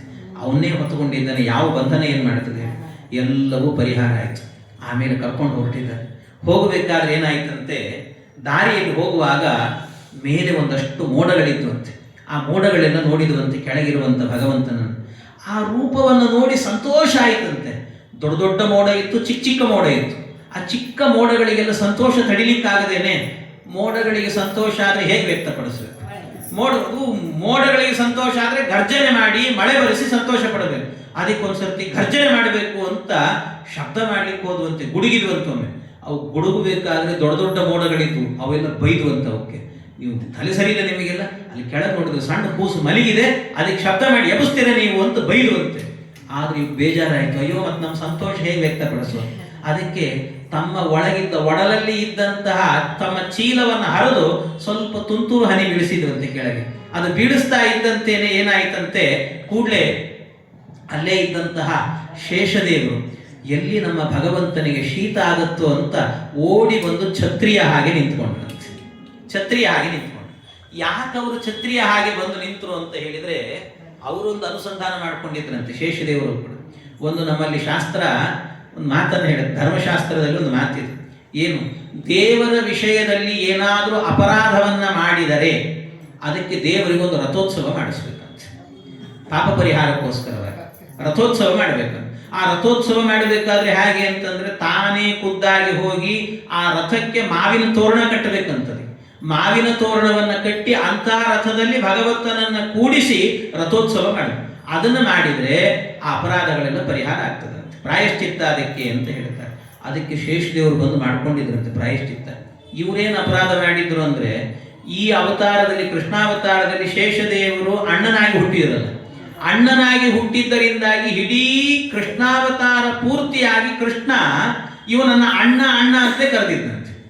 ಅವನಿಗೆ ಸಮಸ್ಯೆ ಏನು ಅಂದ್ರೆ, ಇವನು ನೋಡಿದ್ರೆ ನನ್ನನ್ನು ಅಣ್ಣ ಅಂತ ಕರೀತಾನೆ, ನಿಜವಾದ ದೊಡ್ಡ ಅಣ್ಣ ಇವನು ನೋಡಿದ್ರೆ ನನ್ನನ್ನು ಅಣ್ಣ ಅಂತ ಕರೀತಾನಲ್ಲ ಅಂತ ಅದು ಬೇಜಾರು. ಅದಕ್ಕೆ ನನಗೆಲ್ಲಿ ಪಾಪ ಬರ್ತದೋ ಅಂತ ಪ್ರಾಯಶ್ಚಿತ್ತ ಮಾಡ್ಕೊಳ್ಬೇಕು ಅಂತ ಅನಿಸಿತ್ತು. ಅದಕ್ಕೆ ಮೊದಲೇ ಒಂದು ಪ್ರಾಯಶ್ಚಿತ್ತ ಮಾಡಿಕೊಳ್ತೇನೆ ಅಂತ ಆ ಭಗವಂತನನ್ನು ತಲೆಯ ಮೇಲೆ ಹೊತ್ತುಕೊಂಡು ಹೋಗುವಾಗ ಅವನ ದೇಹ, ವಸುದೇವನ ದೇಹ ಎನ್ನುವಂತಹದ್ದು ರಥ, ಅದರಲ್ಲಿ ಭಗವಂತ ಕೂತಿದ್ದಾನೆ. ಅದಕ್ಕೆ ಅಲಂಕಾರ ಮಾಡಬೇಕಲ್ಲ, ಮಾವಿನ ತೋರಣವನ್ನು ಕಟ್ಟಿ ಅದಕ್ಕೆ ತಾನೇ ಶೇಷನಾಗಿ ಬಂದ 1000 ತಲೆಗಳಂತೆ. 1000 ತಲೆಗಳಲ್ಲೂ ಕೂಡ 2 ನಾಲಿಗೆ ಇರುತ್ತೆ ಹಾವಿಗೆ. ಆದ್ರಿಂದ ಆ ನಾಲಿಗೆಗಳನ್ನು ಹೊರಗೆ ಬಿಟ್ಟಂತೆ. ಹೊರಗೆ ಬಿಟ್ಟಾಗ ಎಲ್ಲ ನೋಡ್ತಾ ಇದ್ರೆ ಮಾವಿನ ತೋರಣದಂತೆ 2000 ಮಾವಿನ ಎಲೆಗಳನ್ನು ಕಟ್ಟಿದಂತೆ ಕಾಣಿಸ್ತಂತೆ. ಇದು ನನಗೆ ಪ್ರಾಯಶ್ಚಿತ್ತ ಅಂತ ಅಂದುಕೊಂಡಂತೆ, ಉತ್ಸವ ಇದು ಅಂತ ಅಂದುಕೊಂಡಂತೆ. ಈ ರೀತಿಯಲ್ಲಿ ಭಗವಂತ ಹೊರಟಿದ್ದಾನಂತೆ. ಪರಮಾತ್ಮ ಹೊರಡುವಾಗ ದಾರಿಯಲ್ಲಿ ಹೋಗಬೇಕಾದ್ರೆ ಯಮುನೆ ಬಂತು. ಯಮುನೆಯನ್ನು ದಾಟಿ ಹೋಗಬೇಕು.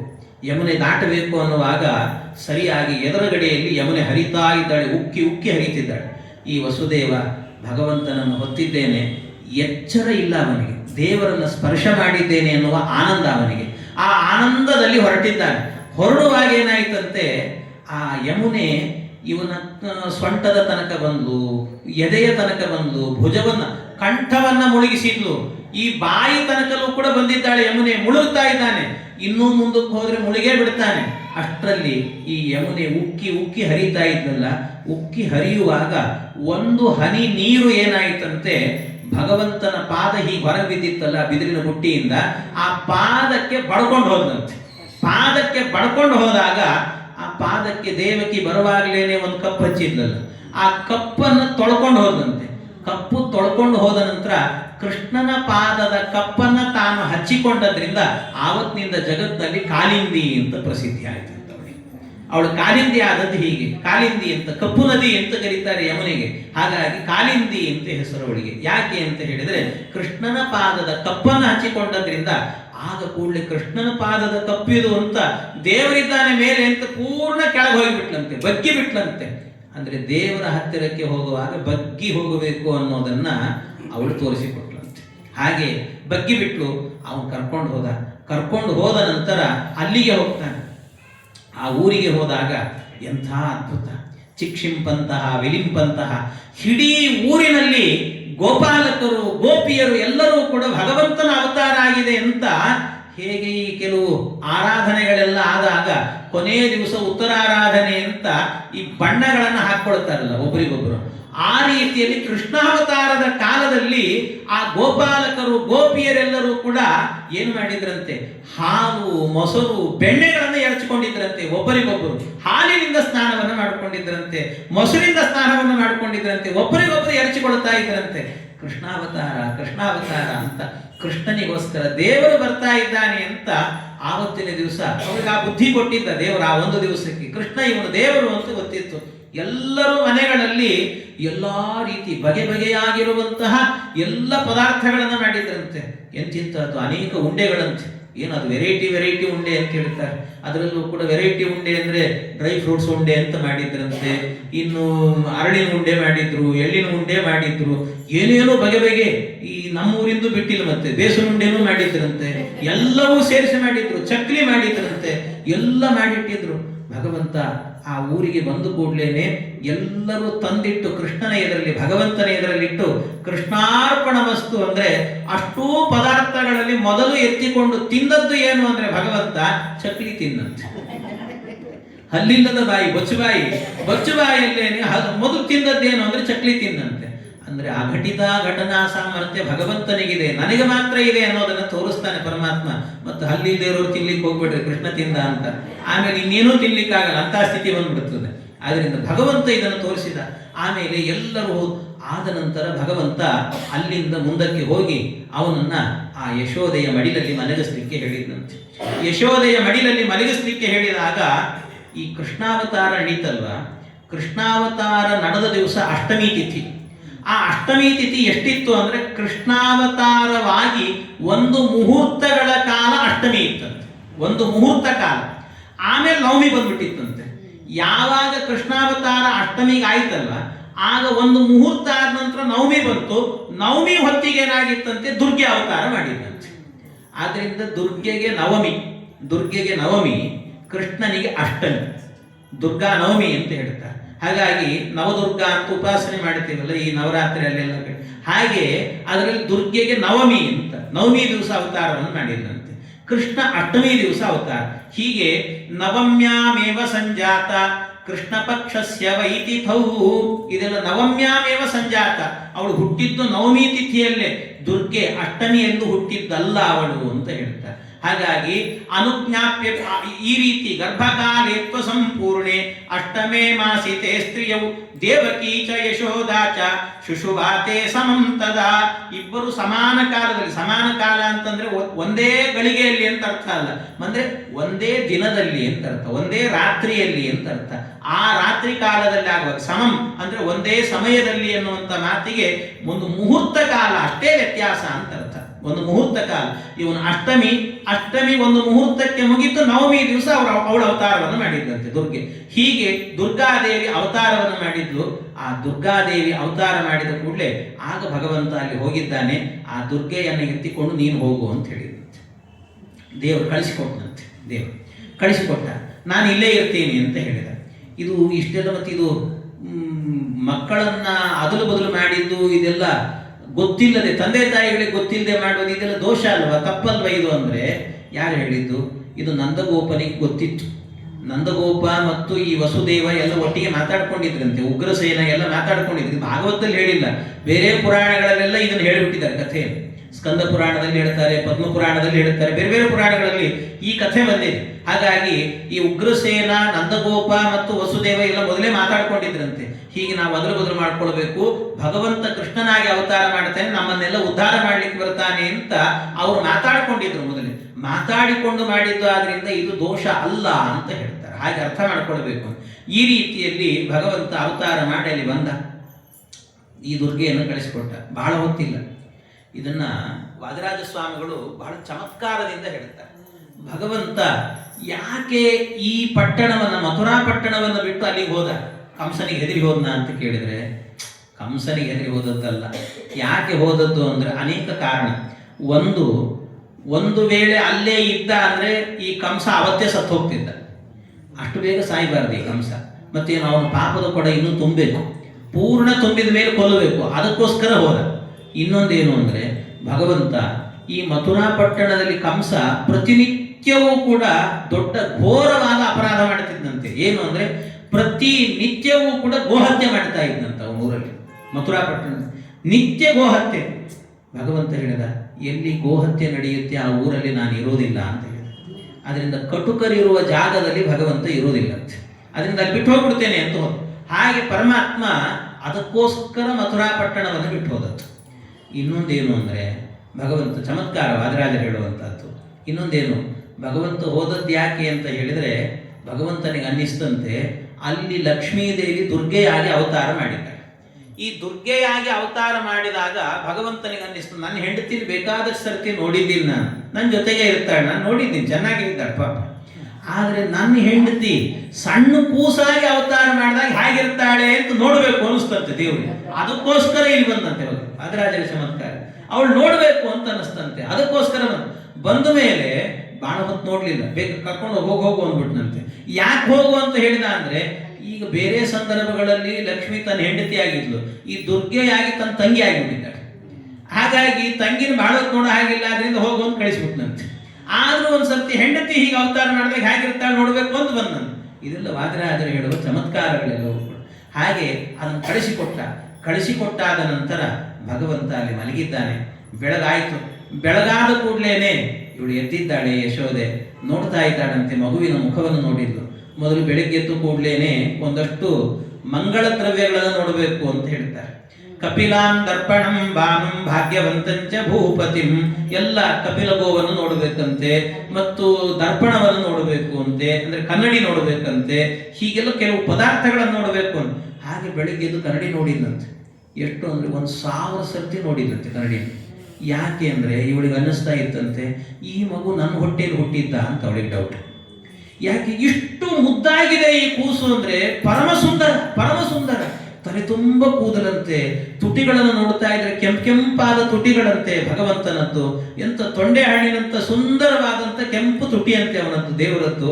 ನಗ್ತಾ ಇದ್ರೆ ನಗುವಿನಲ್ಲಿ ಏನೋ ಬೆಳಕು ಬರ್ತಿತ್ತಂತೆ. ಎಂಥ ಬೆಳಕಪ್ಪ ಇದು ಅಂತ ಅದನ್ನ ನೋಡಿ ಕುಣಿಯೋದಂತೆ. ಇಂಥ ದೇವರು ಅಂದ್ರೆ ನನಗೆ ಇಂಥ ಒಂದು ಕೂಸು ಹುಟ್ಟಿತಲ್ಲ ಅಂತ ಕುಣಿದ್ಲು, ಅತ್ಲು, ನಲದ್ಲು, ಏನೇನು ಮಾಡಿದ್ಲು ಅಂದ್ರು. ಅಷ್ಟು ಆನಂದ ಆಗಿ ಹೋಗಿತ್ತು ಅಂತ. ಹುಟ್ಟಿದ ದಿವಸವೇನೆ ಚಿಗುರೆಲೆ ಇರ್ತದಲ್ಲ, ಈ ವಸಂತ ಕಾಲದ ಚಿಗುರೆಲೆ, ಅದರಂತೆ ಕೂದಲು ಪುಡಿ ಪುಡಿಯಾಗಿರುವಂತ, ತಲೆ ತುಂಬ ತುಂಬಿದಂತ ಕೂದಲಂತೆ. ಅಷ್ಟು ಸುಂದರವಾದಂತ ಕೂದಲುಗಳಿತ್ತು ಅಂತ ಹೇಳ್ತಾರೆ. ಬಹುಳ ಚಿಗುರ ಮುಂಗುರುಳು ಎಲೆಯ ಮೃದು ಮಧುರ ಲಾಸ್ಯವದನ, ಮಧುರವಾದ ಸವಿ ಅಧರ ಮೀರಿಹುದು ಹೊಳೆವ ತೊಂಡೆ ಹಣ್ಣ. ಲಲಿತ ವದನದಲ್ಲಿ ಜಗದ ತುಂಬ ನಗೆ ಎಂಬ ಬೆಳಕ ಹರಿಸಿ, ಕುಣಿಸಿ ಅಳಿಸಿ ಆಡಿಸುವ ನಿನ್ನ ನಾನೆನೆವೆ ಮನದಿ ತುತಿಸಿ. ಎಂಥ ರೂಪ ಭಗವಂತನದ್ದು, ದಿವ್ಯವಾದ ರೂಪವಂತೆ. ನೋಡಿ ನೋಡಿ ಆನಂದವನ್ನು ಪಡ್ತಾ ಇತ್ತಂತೆ. ಹೀಗೆ ಭಗವಂತನ ಅವತಾರ ಎನ್ನುವಂತಹದ್ದು ನಡೀತು. ಇಷ್ಟು ಕೃಷ್ಣನ ಅವತಾರ ಎನ್ನುವಂತಹದ್ದು ನಡೆದಾಗ ಭಗವಂತನನ್ನ ನೋಡಿ ಆನಂದ ಪಡ್ತಾ ಇತ್ತು. ಈ ಕಡೆಯಿಂದ ದುರ್ಗಾದೇವಿ ಬಂದಲ್ವ.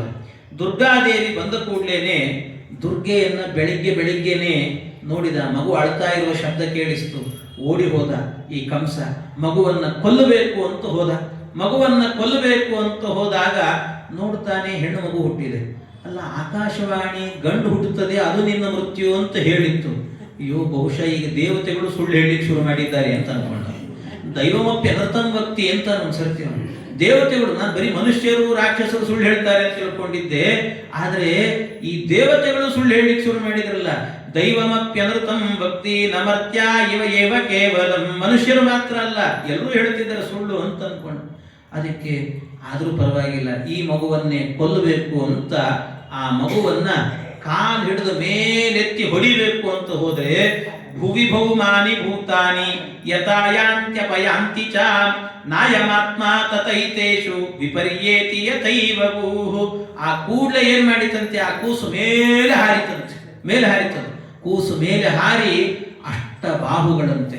8 ಬಾಹುಗಳಲ್ಲೂ ಕೂಡ 8 ಆಯುಧಗಳನ್ನು ಹಿಡ್ಕೊಂಡು ಆ ಕೂಸು ಅಲ್ಲಿಂದಲೇ ಹೇಳ್ತಂತೆ, ಎಲ್ಲಾ ಕಂಸ, ನಿನ್ನನ್ನ ಕೊಲ್ಲುವಂತ ಮೃತ್ಯು ನಾನಲ್ವೋ, ನಿನ್ನ ಕೊಲ್ಲುವಂತ ಮೃತ್ಯು ಈಗಾಗಲೇ ಬೇರೆ ಕಡೆ ಬೆಳೀತಾ ಇದೆ ಅದು ಅಂತ ಹೇಳಿಬಿಡ್ತಂತ. ಅಷ್ಟು ಹೇಳಿ ಹೊರಟೋಗ್ಬಿಡ್ತದೆ. ಅದು ಹೊರಟೋಯ್ತು ಅಂತ ಎಲ್ಲರೂ ಅನ್ಕೊಂಡ್ರು. ಆದ್ರೆ ಯಾರ ಕಣ್ಣಿಗೂ ಕಾಣದಂತೆ ಅದೃಶ್ಯಳಾಗಿ ವಸುದೇವ ದೇವಕಿಯರ ಜೊತೆಗೆ ಇದ್ದಂತೆ. ಯಾಕೆ ಅಂದ್ರೆ ಅವಳಿಗೆ ತಾಯ್ತನದ ಆನಂದವನ್ನು ಕೊಡಬೇಕಲ್ಲ. ಅದಕ್ಕೋಸ್ಕರವಾಗಿ ಆ ತಾಯ್ತನದ ಆನಂದವನ್ನು ಕೊಡೋದಕ್ಕೋಸ್ಕರ ಆ ದುರ್ಗೆ ಅಲ್ಲೇ ಇದ್ಲು, ಯಾರ ಕಣ್ಣಿಗೂ ಕಾಣಿಸ್ತಿರ್ಲಿಲ್ಲ. ಆ ರೀತಿ ಅದೃಶ್ಯಳಾಗಿ ಇದ್ಲು ಅಂತ ಹೇಳ್ತಾರೆ. ಹೀಗೆ ಆಗ ಇವನಿಗೇನಾಯಿತು, ಎಲ್ಲ ನನ್ನನ್ನು ಕೊಲ್ಲುವಂಥವನು ಬೇರೆಲ್ಲೋ ಹುಟ್ಟಿದ್ದಾನೆ ಅಂದ್ರೆ, ದುರ್ಗೆ ಇಷ್ಟು ಹೇಳಿದ್ಲು ಬೇರೆ ಕಡೆ ಬೆಳೀತಿದ್ದಾನೆ ಅಂತ. ಆದ್ರೆ ಹೇಳಿದ್ಲು ಬೇರೆ ಕಡೆ ಅಂತ ಇಷ್ಟೇ ಹೇಳಿದ್ಲು, ಅಡ್ರೆಸ್ ಹೇಳಿಲ್ಲಲ್ಲ, ಸಮಸ್ಯೆ. ಅದಕ್ಕೇನ್ ಮಾಡೋದು, ಎಲ್ಲಿ ಹುಡುಕೋದು ಈಗ? ಅದಕ್ಕೆ ವಿಚಾರ ಮಾಡಿದಂತೆ.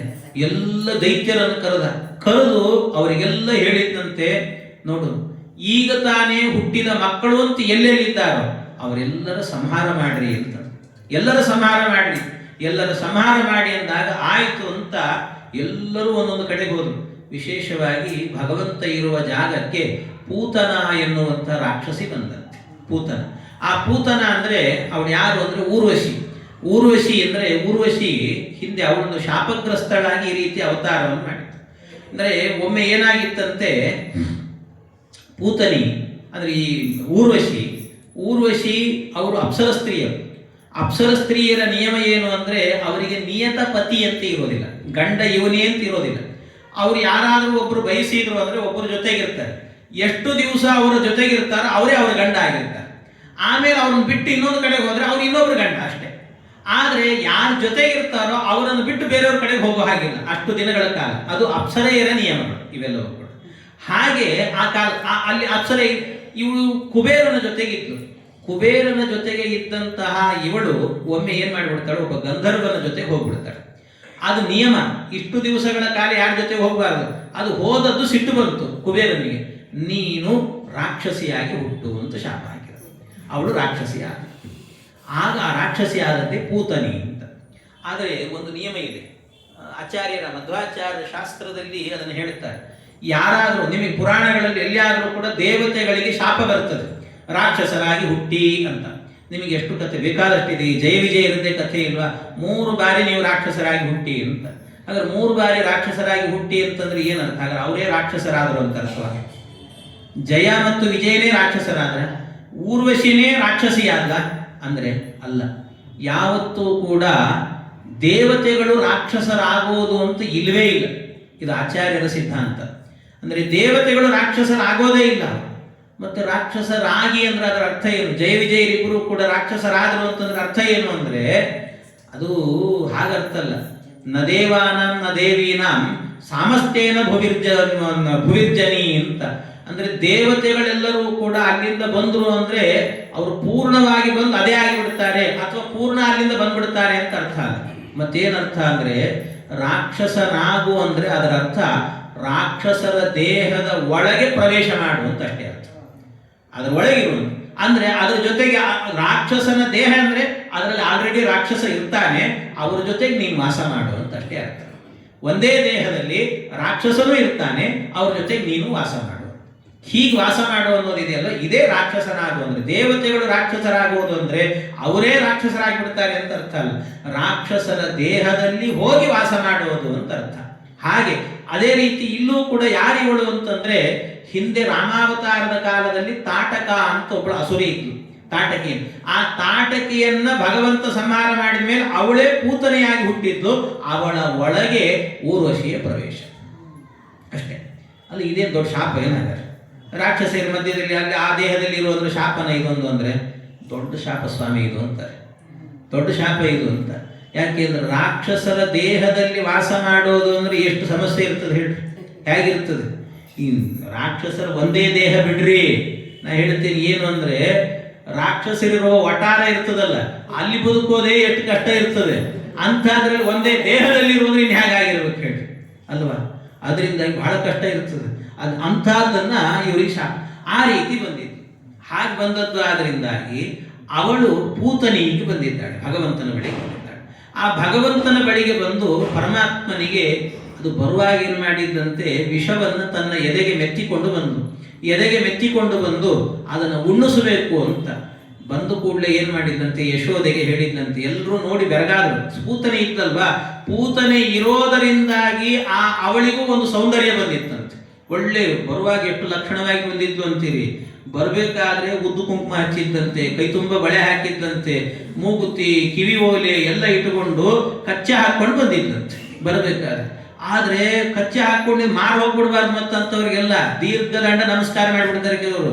ಯಾವತ್ತೂ ಕೂಡ ಏನಂತಾರಲ್ಲ, ಆಕಾರವನ್ನ ನೋಡಿ ಬೆರಗಾಗಿ ಬಿಡಬಾರ್ದು. ಅದಕ್ಕೆ ಆಕಾರ ನೋಡಿ ಅದು ಏನಂತಾರೆ, ಯಾವಾಗಲೂ ಕೂಡ ಗುಣವನ್ನು ನೋಡ್ಬೇಕಂತೆ.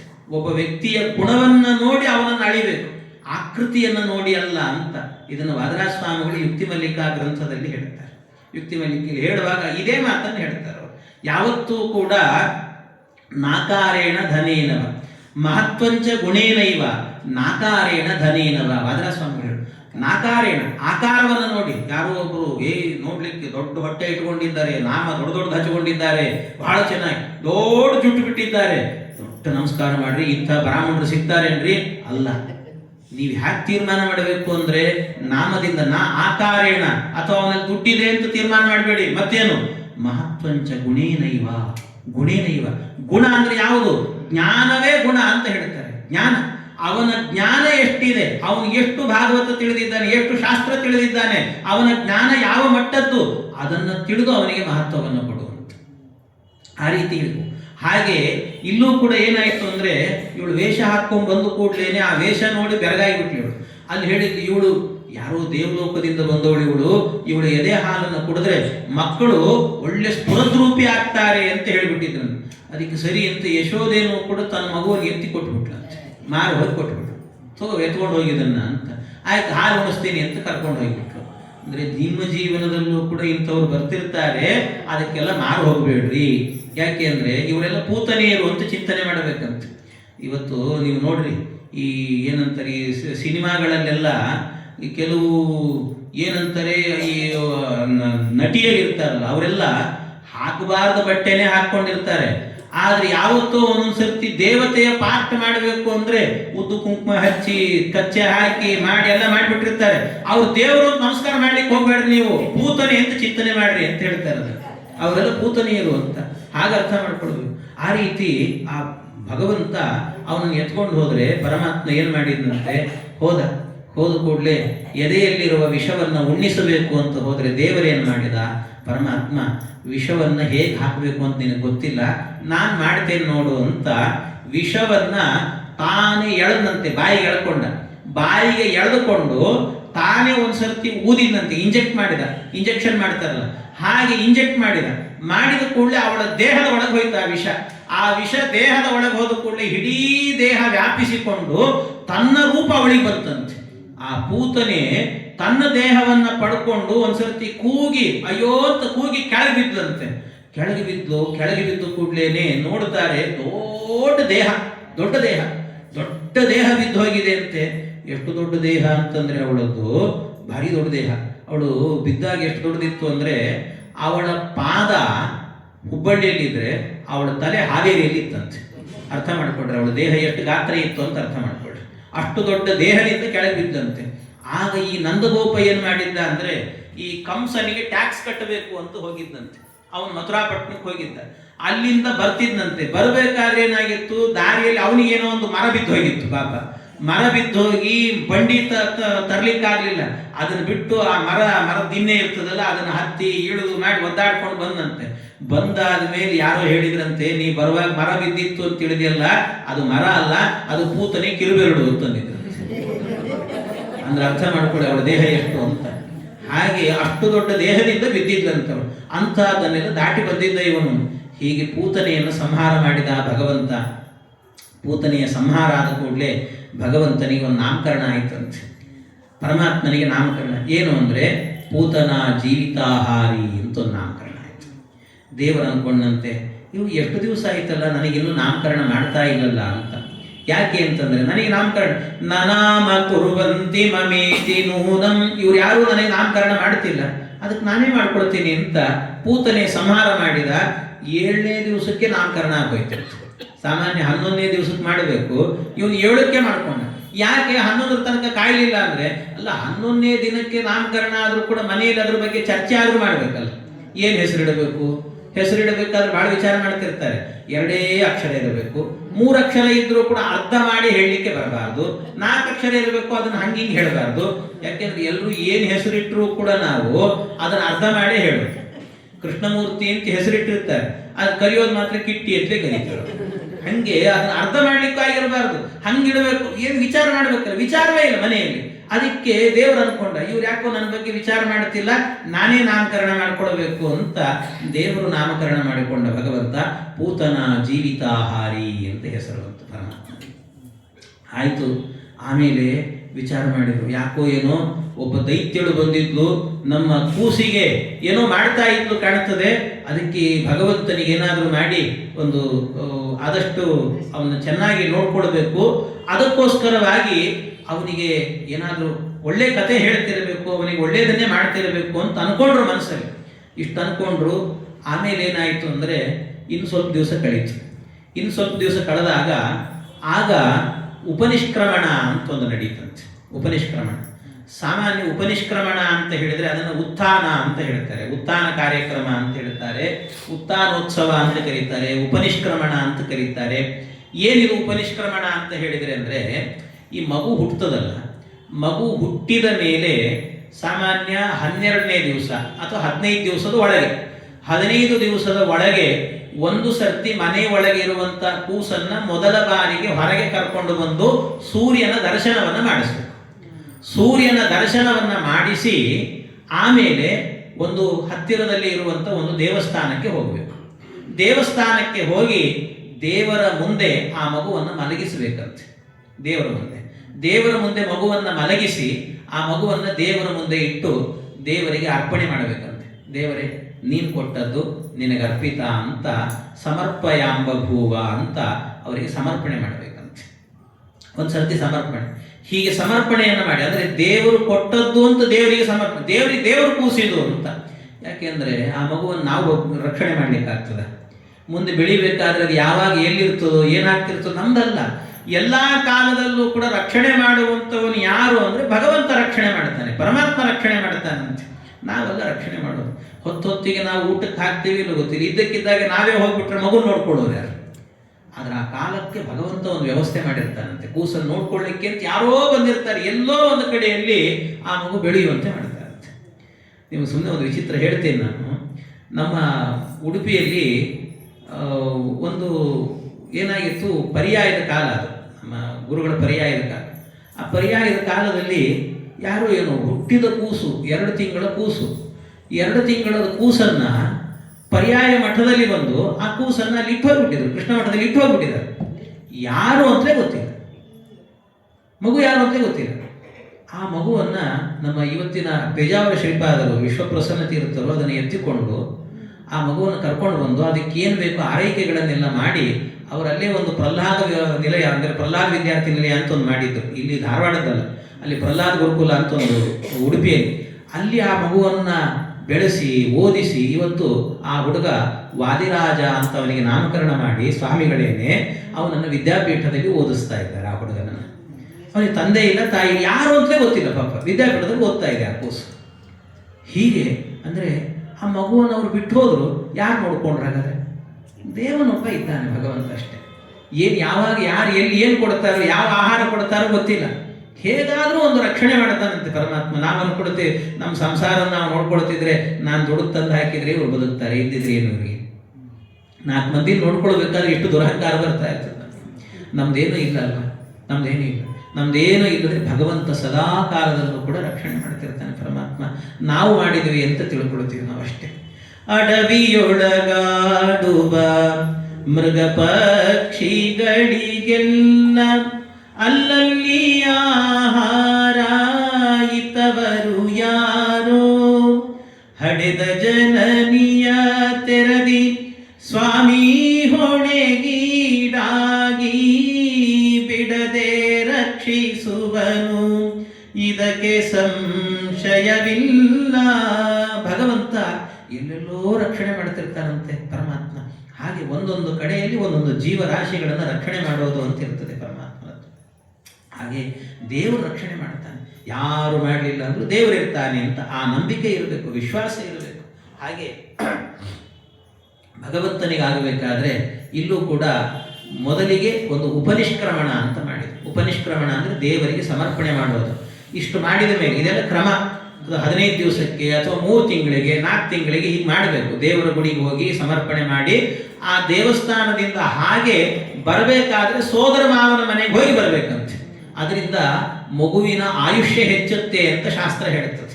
ಹಾಗೆಲ್ಲ ಇದು ಕ್ರಮ, ಆ ರೀತಿಯಲ್ಲಿ ಮಾಡಬೇಕು. ಅಂಥದ್ದನ್ನ ಭಗವಂತನಿಗೆ ಮಾಡಿದಂತೆ, ದೇವರಿಗೆ ಮಾಡಿ ಅವನಿಗೆ ಇದನ್ನೆಲ್ಲ ಅಂದರೆ ಮಾಡಿ ಆದ ನಂತರ ಮನೆ ಕರ್ಕೊಂಬಂದರು. ಕೆಲವೇ ದಿವಸಕ್ಕೇನೆ ಏನಾಯ್ತಂತೆ, 4 ತಿಂಗಳಾಗಿತ್ತು. 4ನೇ ತಿಂಗಳಿಗೆ ಇನ್ನೊಬ್ಬ ರಾಕ್ಷಸ ಬಂದ, ತೃಣಾವರ್ತ ಅಂತ ಹೆಸರು. ಆ ತೃಣಾವರ್ತ ಅವನೇನು ಅಂದರೆ ಗಾಳಿ ರೂಪದಲ್ಲಿ ಬಂದಂತೆ, ಗಾಳಿ ರೂಪ.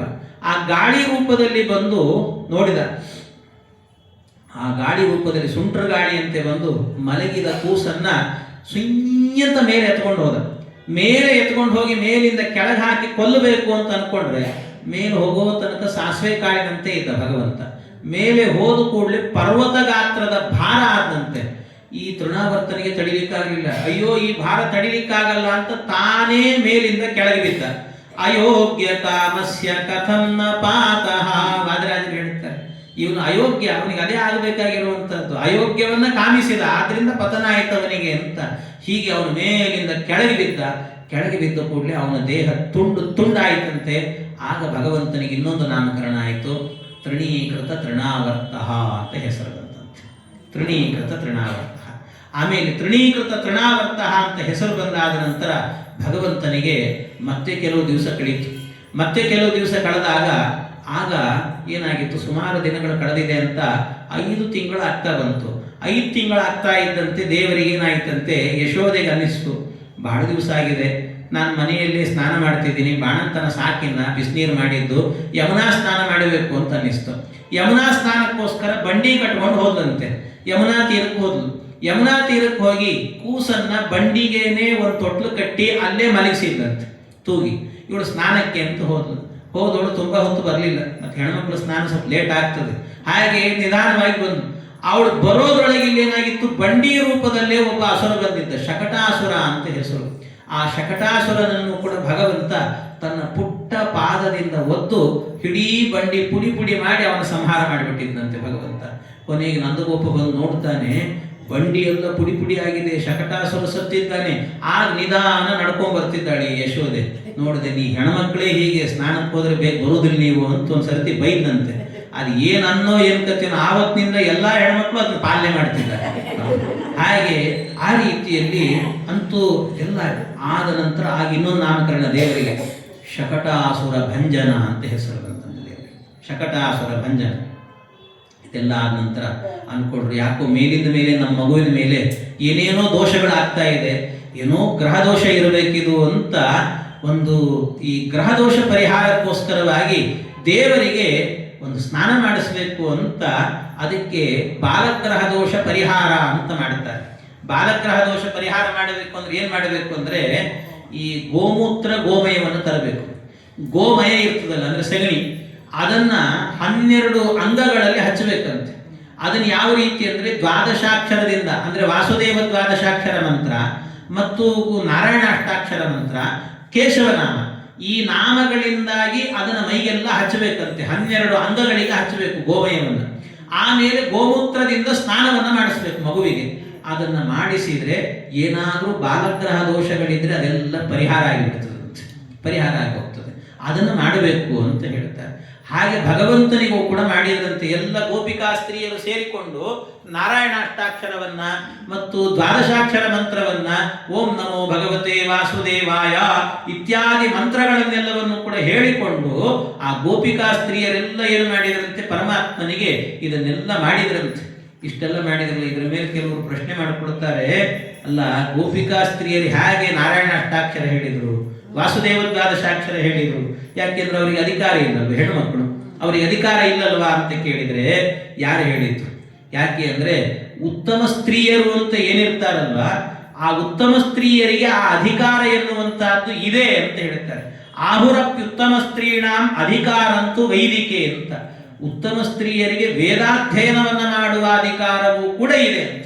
ಹಾಗಾಗಿ ಆ ಗೋಪಿಯರು ಕೆಲವರು ಉತ್ತಮ ಸ್ತ್ರೀಯರಾಗಿದ್ರು, ಆದ್ರಿಂದ ಅವರಿಗೆ ವೇದದಲ್ಲಿ ಅಧಿಕಾರ ಇರುವಂತ ವ್ಯಕ್ತಿಗಳಾದ್ರಿಂದ ಅವರು ಹಚ್ಚಿದ್ರು ಅಂದ್ರೆ ತಪ್ಪಲ್ಲ ಅದು ಅಂತ ತಿಳ್ಕೊಳ್ಬೇಕು.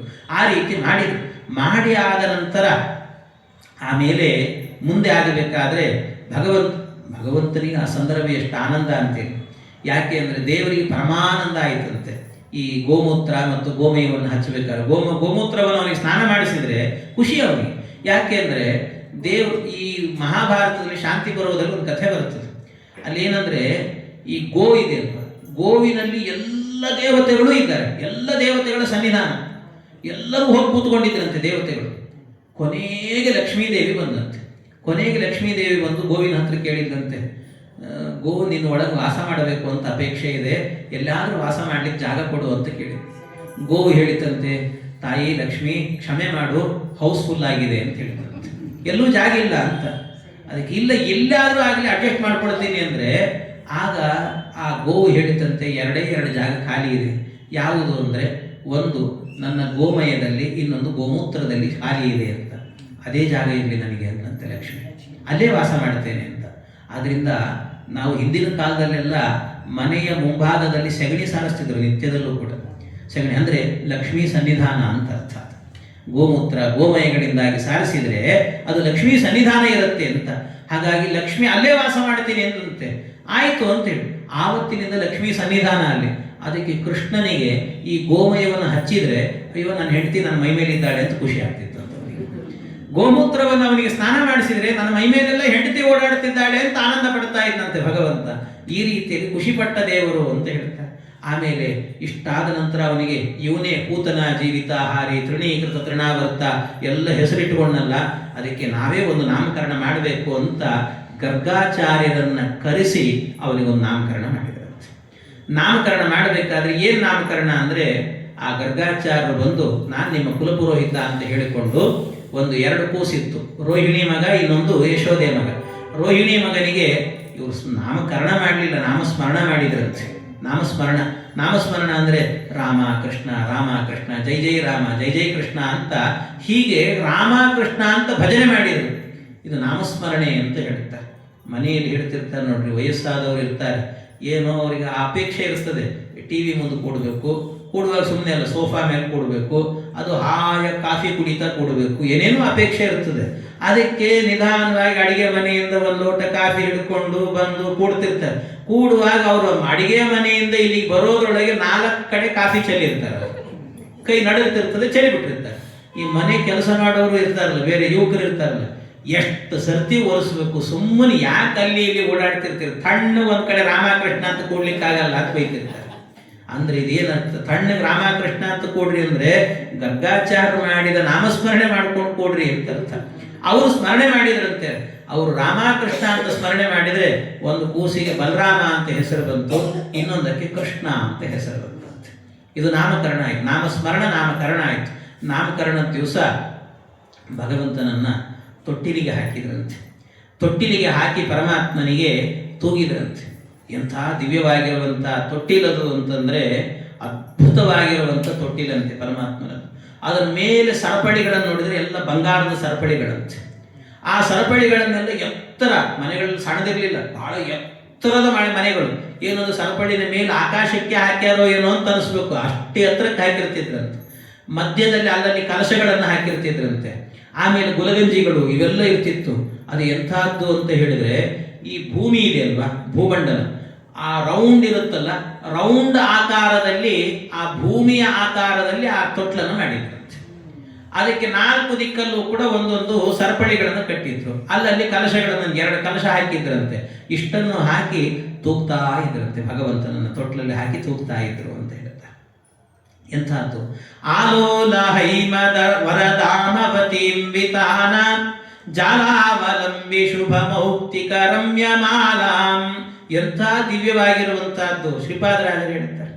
ಭೂಮಿಯ ಚಿನ್ನದ ತೊಟ್ಟಿಲ ಮಾಡಿ ಸೋಮ ಸೂರ್ಯರೆಂಬ ಕಲಶಗಳ ಹೂಡಿ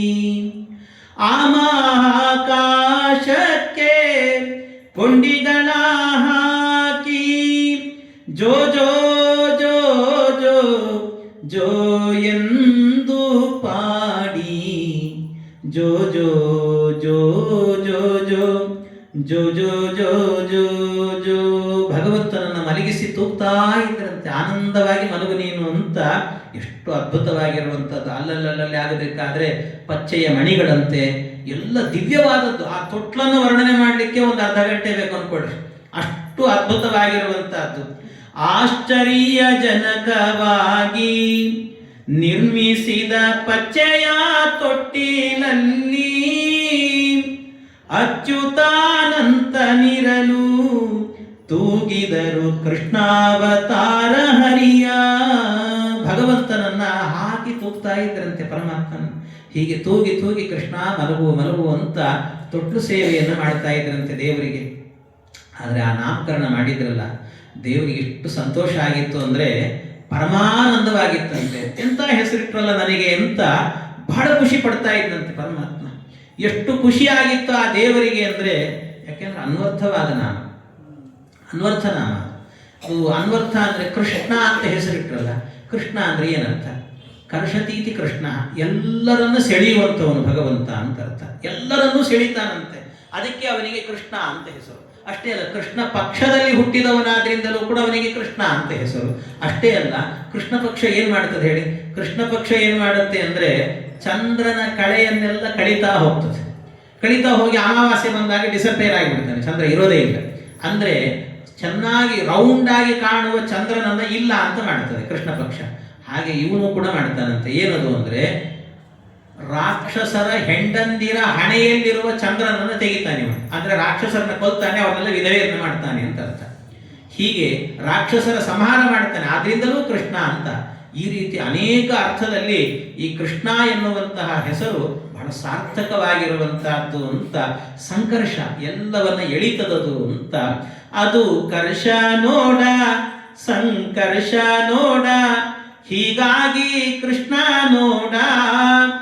ಅದು ಕೃಷ್ಣ ವರ್ಣ ಸುಪ್ರಭಾ ಪೂರ್ಣ ಪರಿಪೂರ್ಣ ಕೃಷ್ಣ ನೋಡ.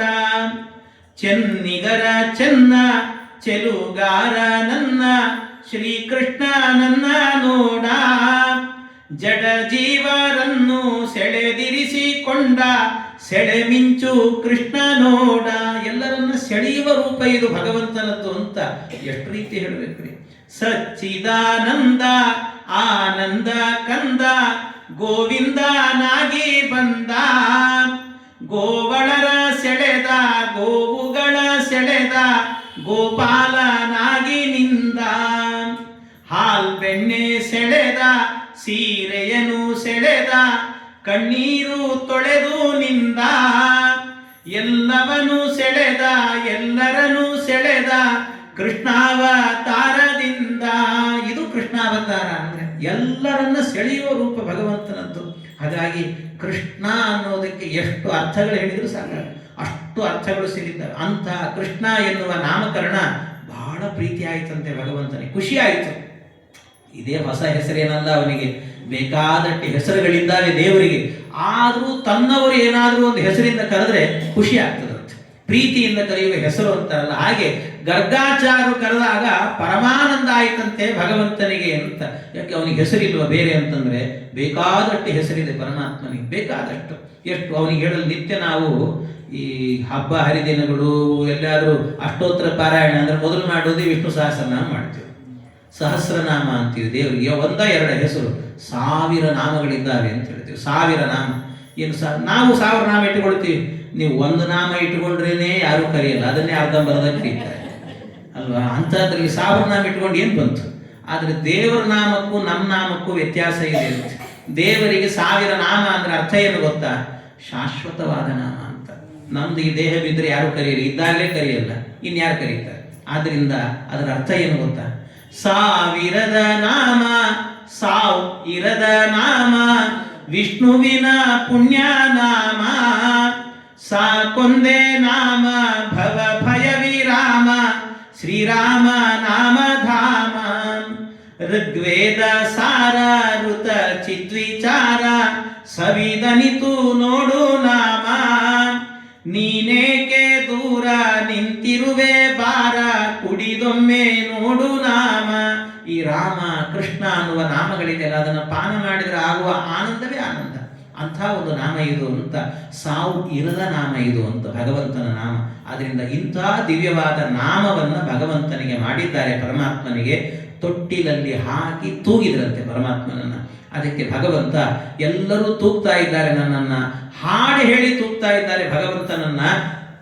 ದೇವರು ಅಂದ್ಕೊಂಡಂತೆ ಪರಮಾತ್ಮ ನನ್ನನ್ನು ಇಷ್ಟು ತೂಗ್ತಾ ಇದ್ದೀರಲ್ವ, ಅದಕ್ಕೆ ಸ್ವಲ್ಪ ಹೊತ್ತು ನಿದ್ದೆ ಮಾಡ್ತೀನಿ, ನಿಮಗೋಸ್ಕರ ನಿದ್ದೆ ಮಾಡ್ತೇನೆ ಅಂತ ಸ್ವಲ್ಪ ಮಲಗಿದ್ದಂತೆ ಪರಮಾತ್ಮ. ಅದರಿಂದ ಅವನು ಮಲಗಿದ್ದಾನೆ, ಡಿಸ್ಟರ್ಬ್ ಮಾಡೋದು ಬೇಡ ನಾವು. ನಾಳೆ ಮತ್ತೆ ಹೇಳ್ತಾನೆ, ಅವನ ನಾಳೆ ಏನು ಮಾಡ್ತಾನೆ ಅಂತ ನೋಡೋಣ ಅಂತ ಹೇಳ್ತಾನೆ. ಕೃಷ್ಣ ಅರ್ಪಣ.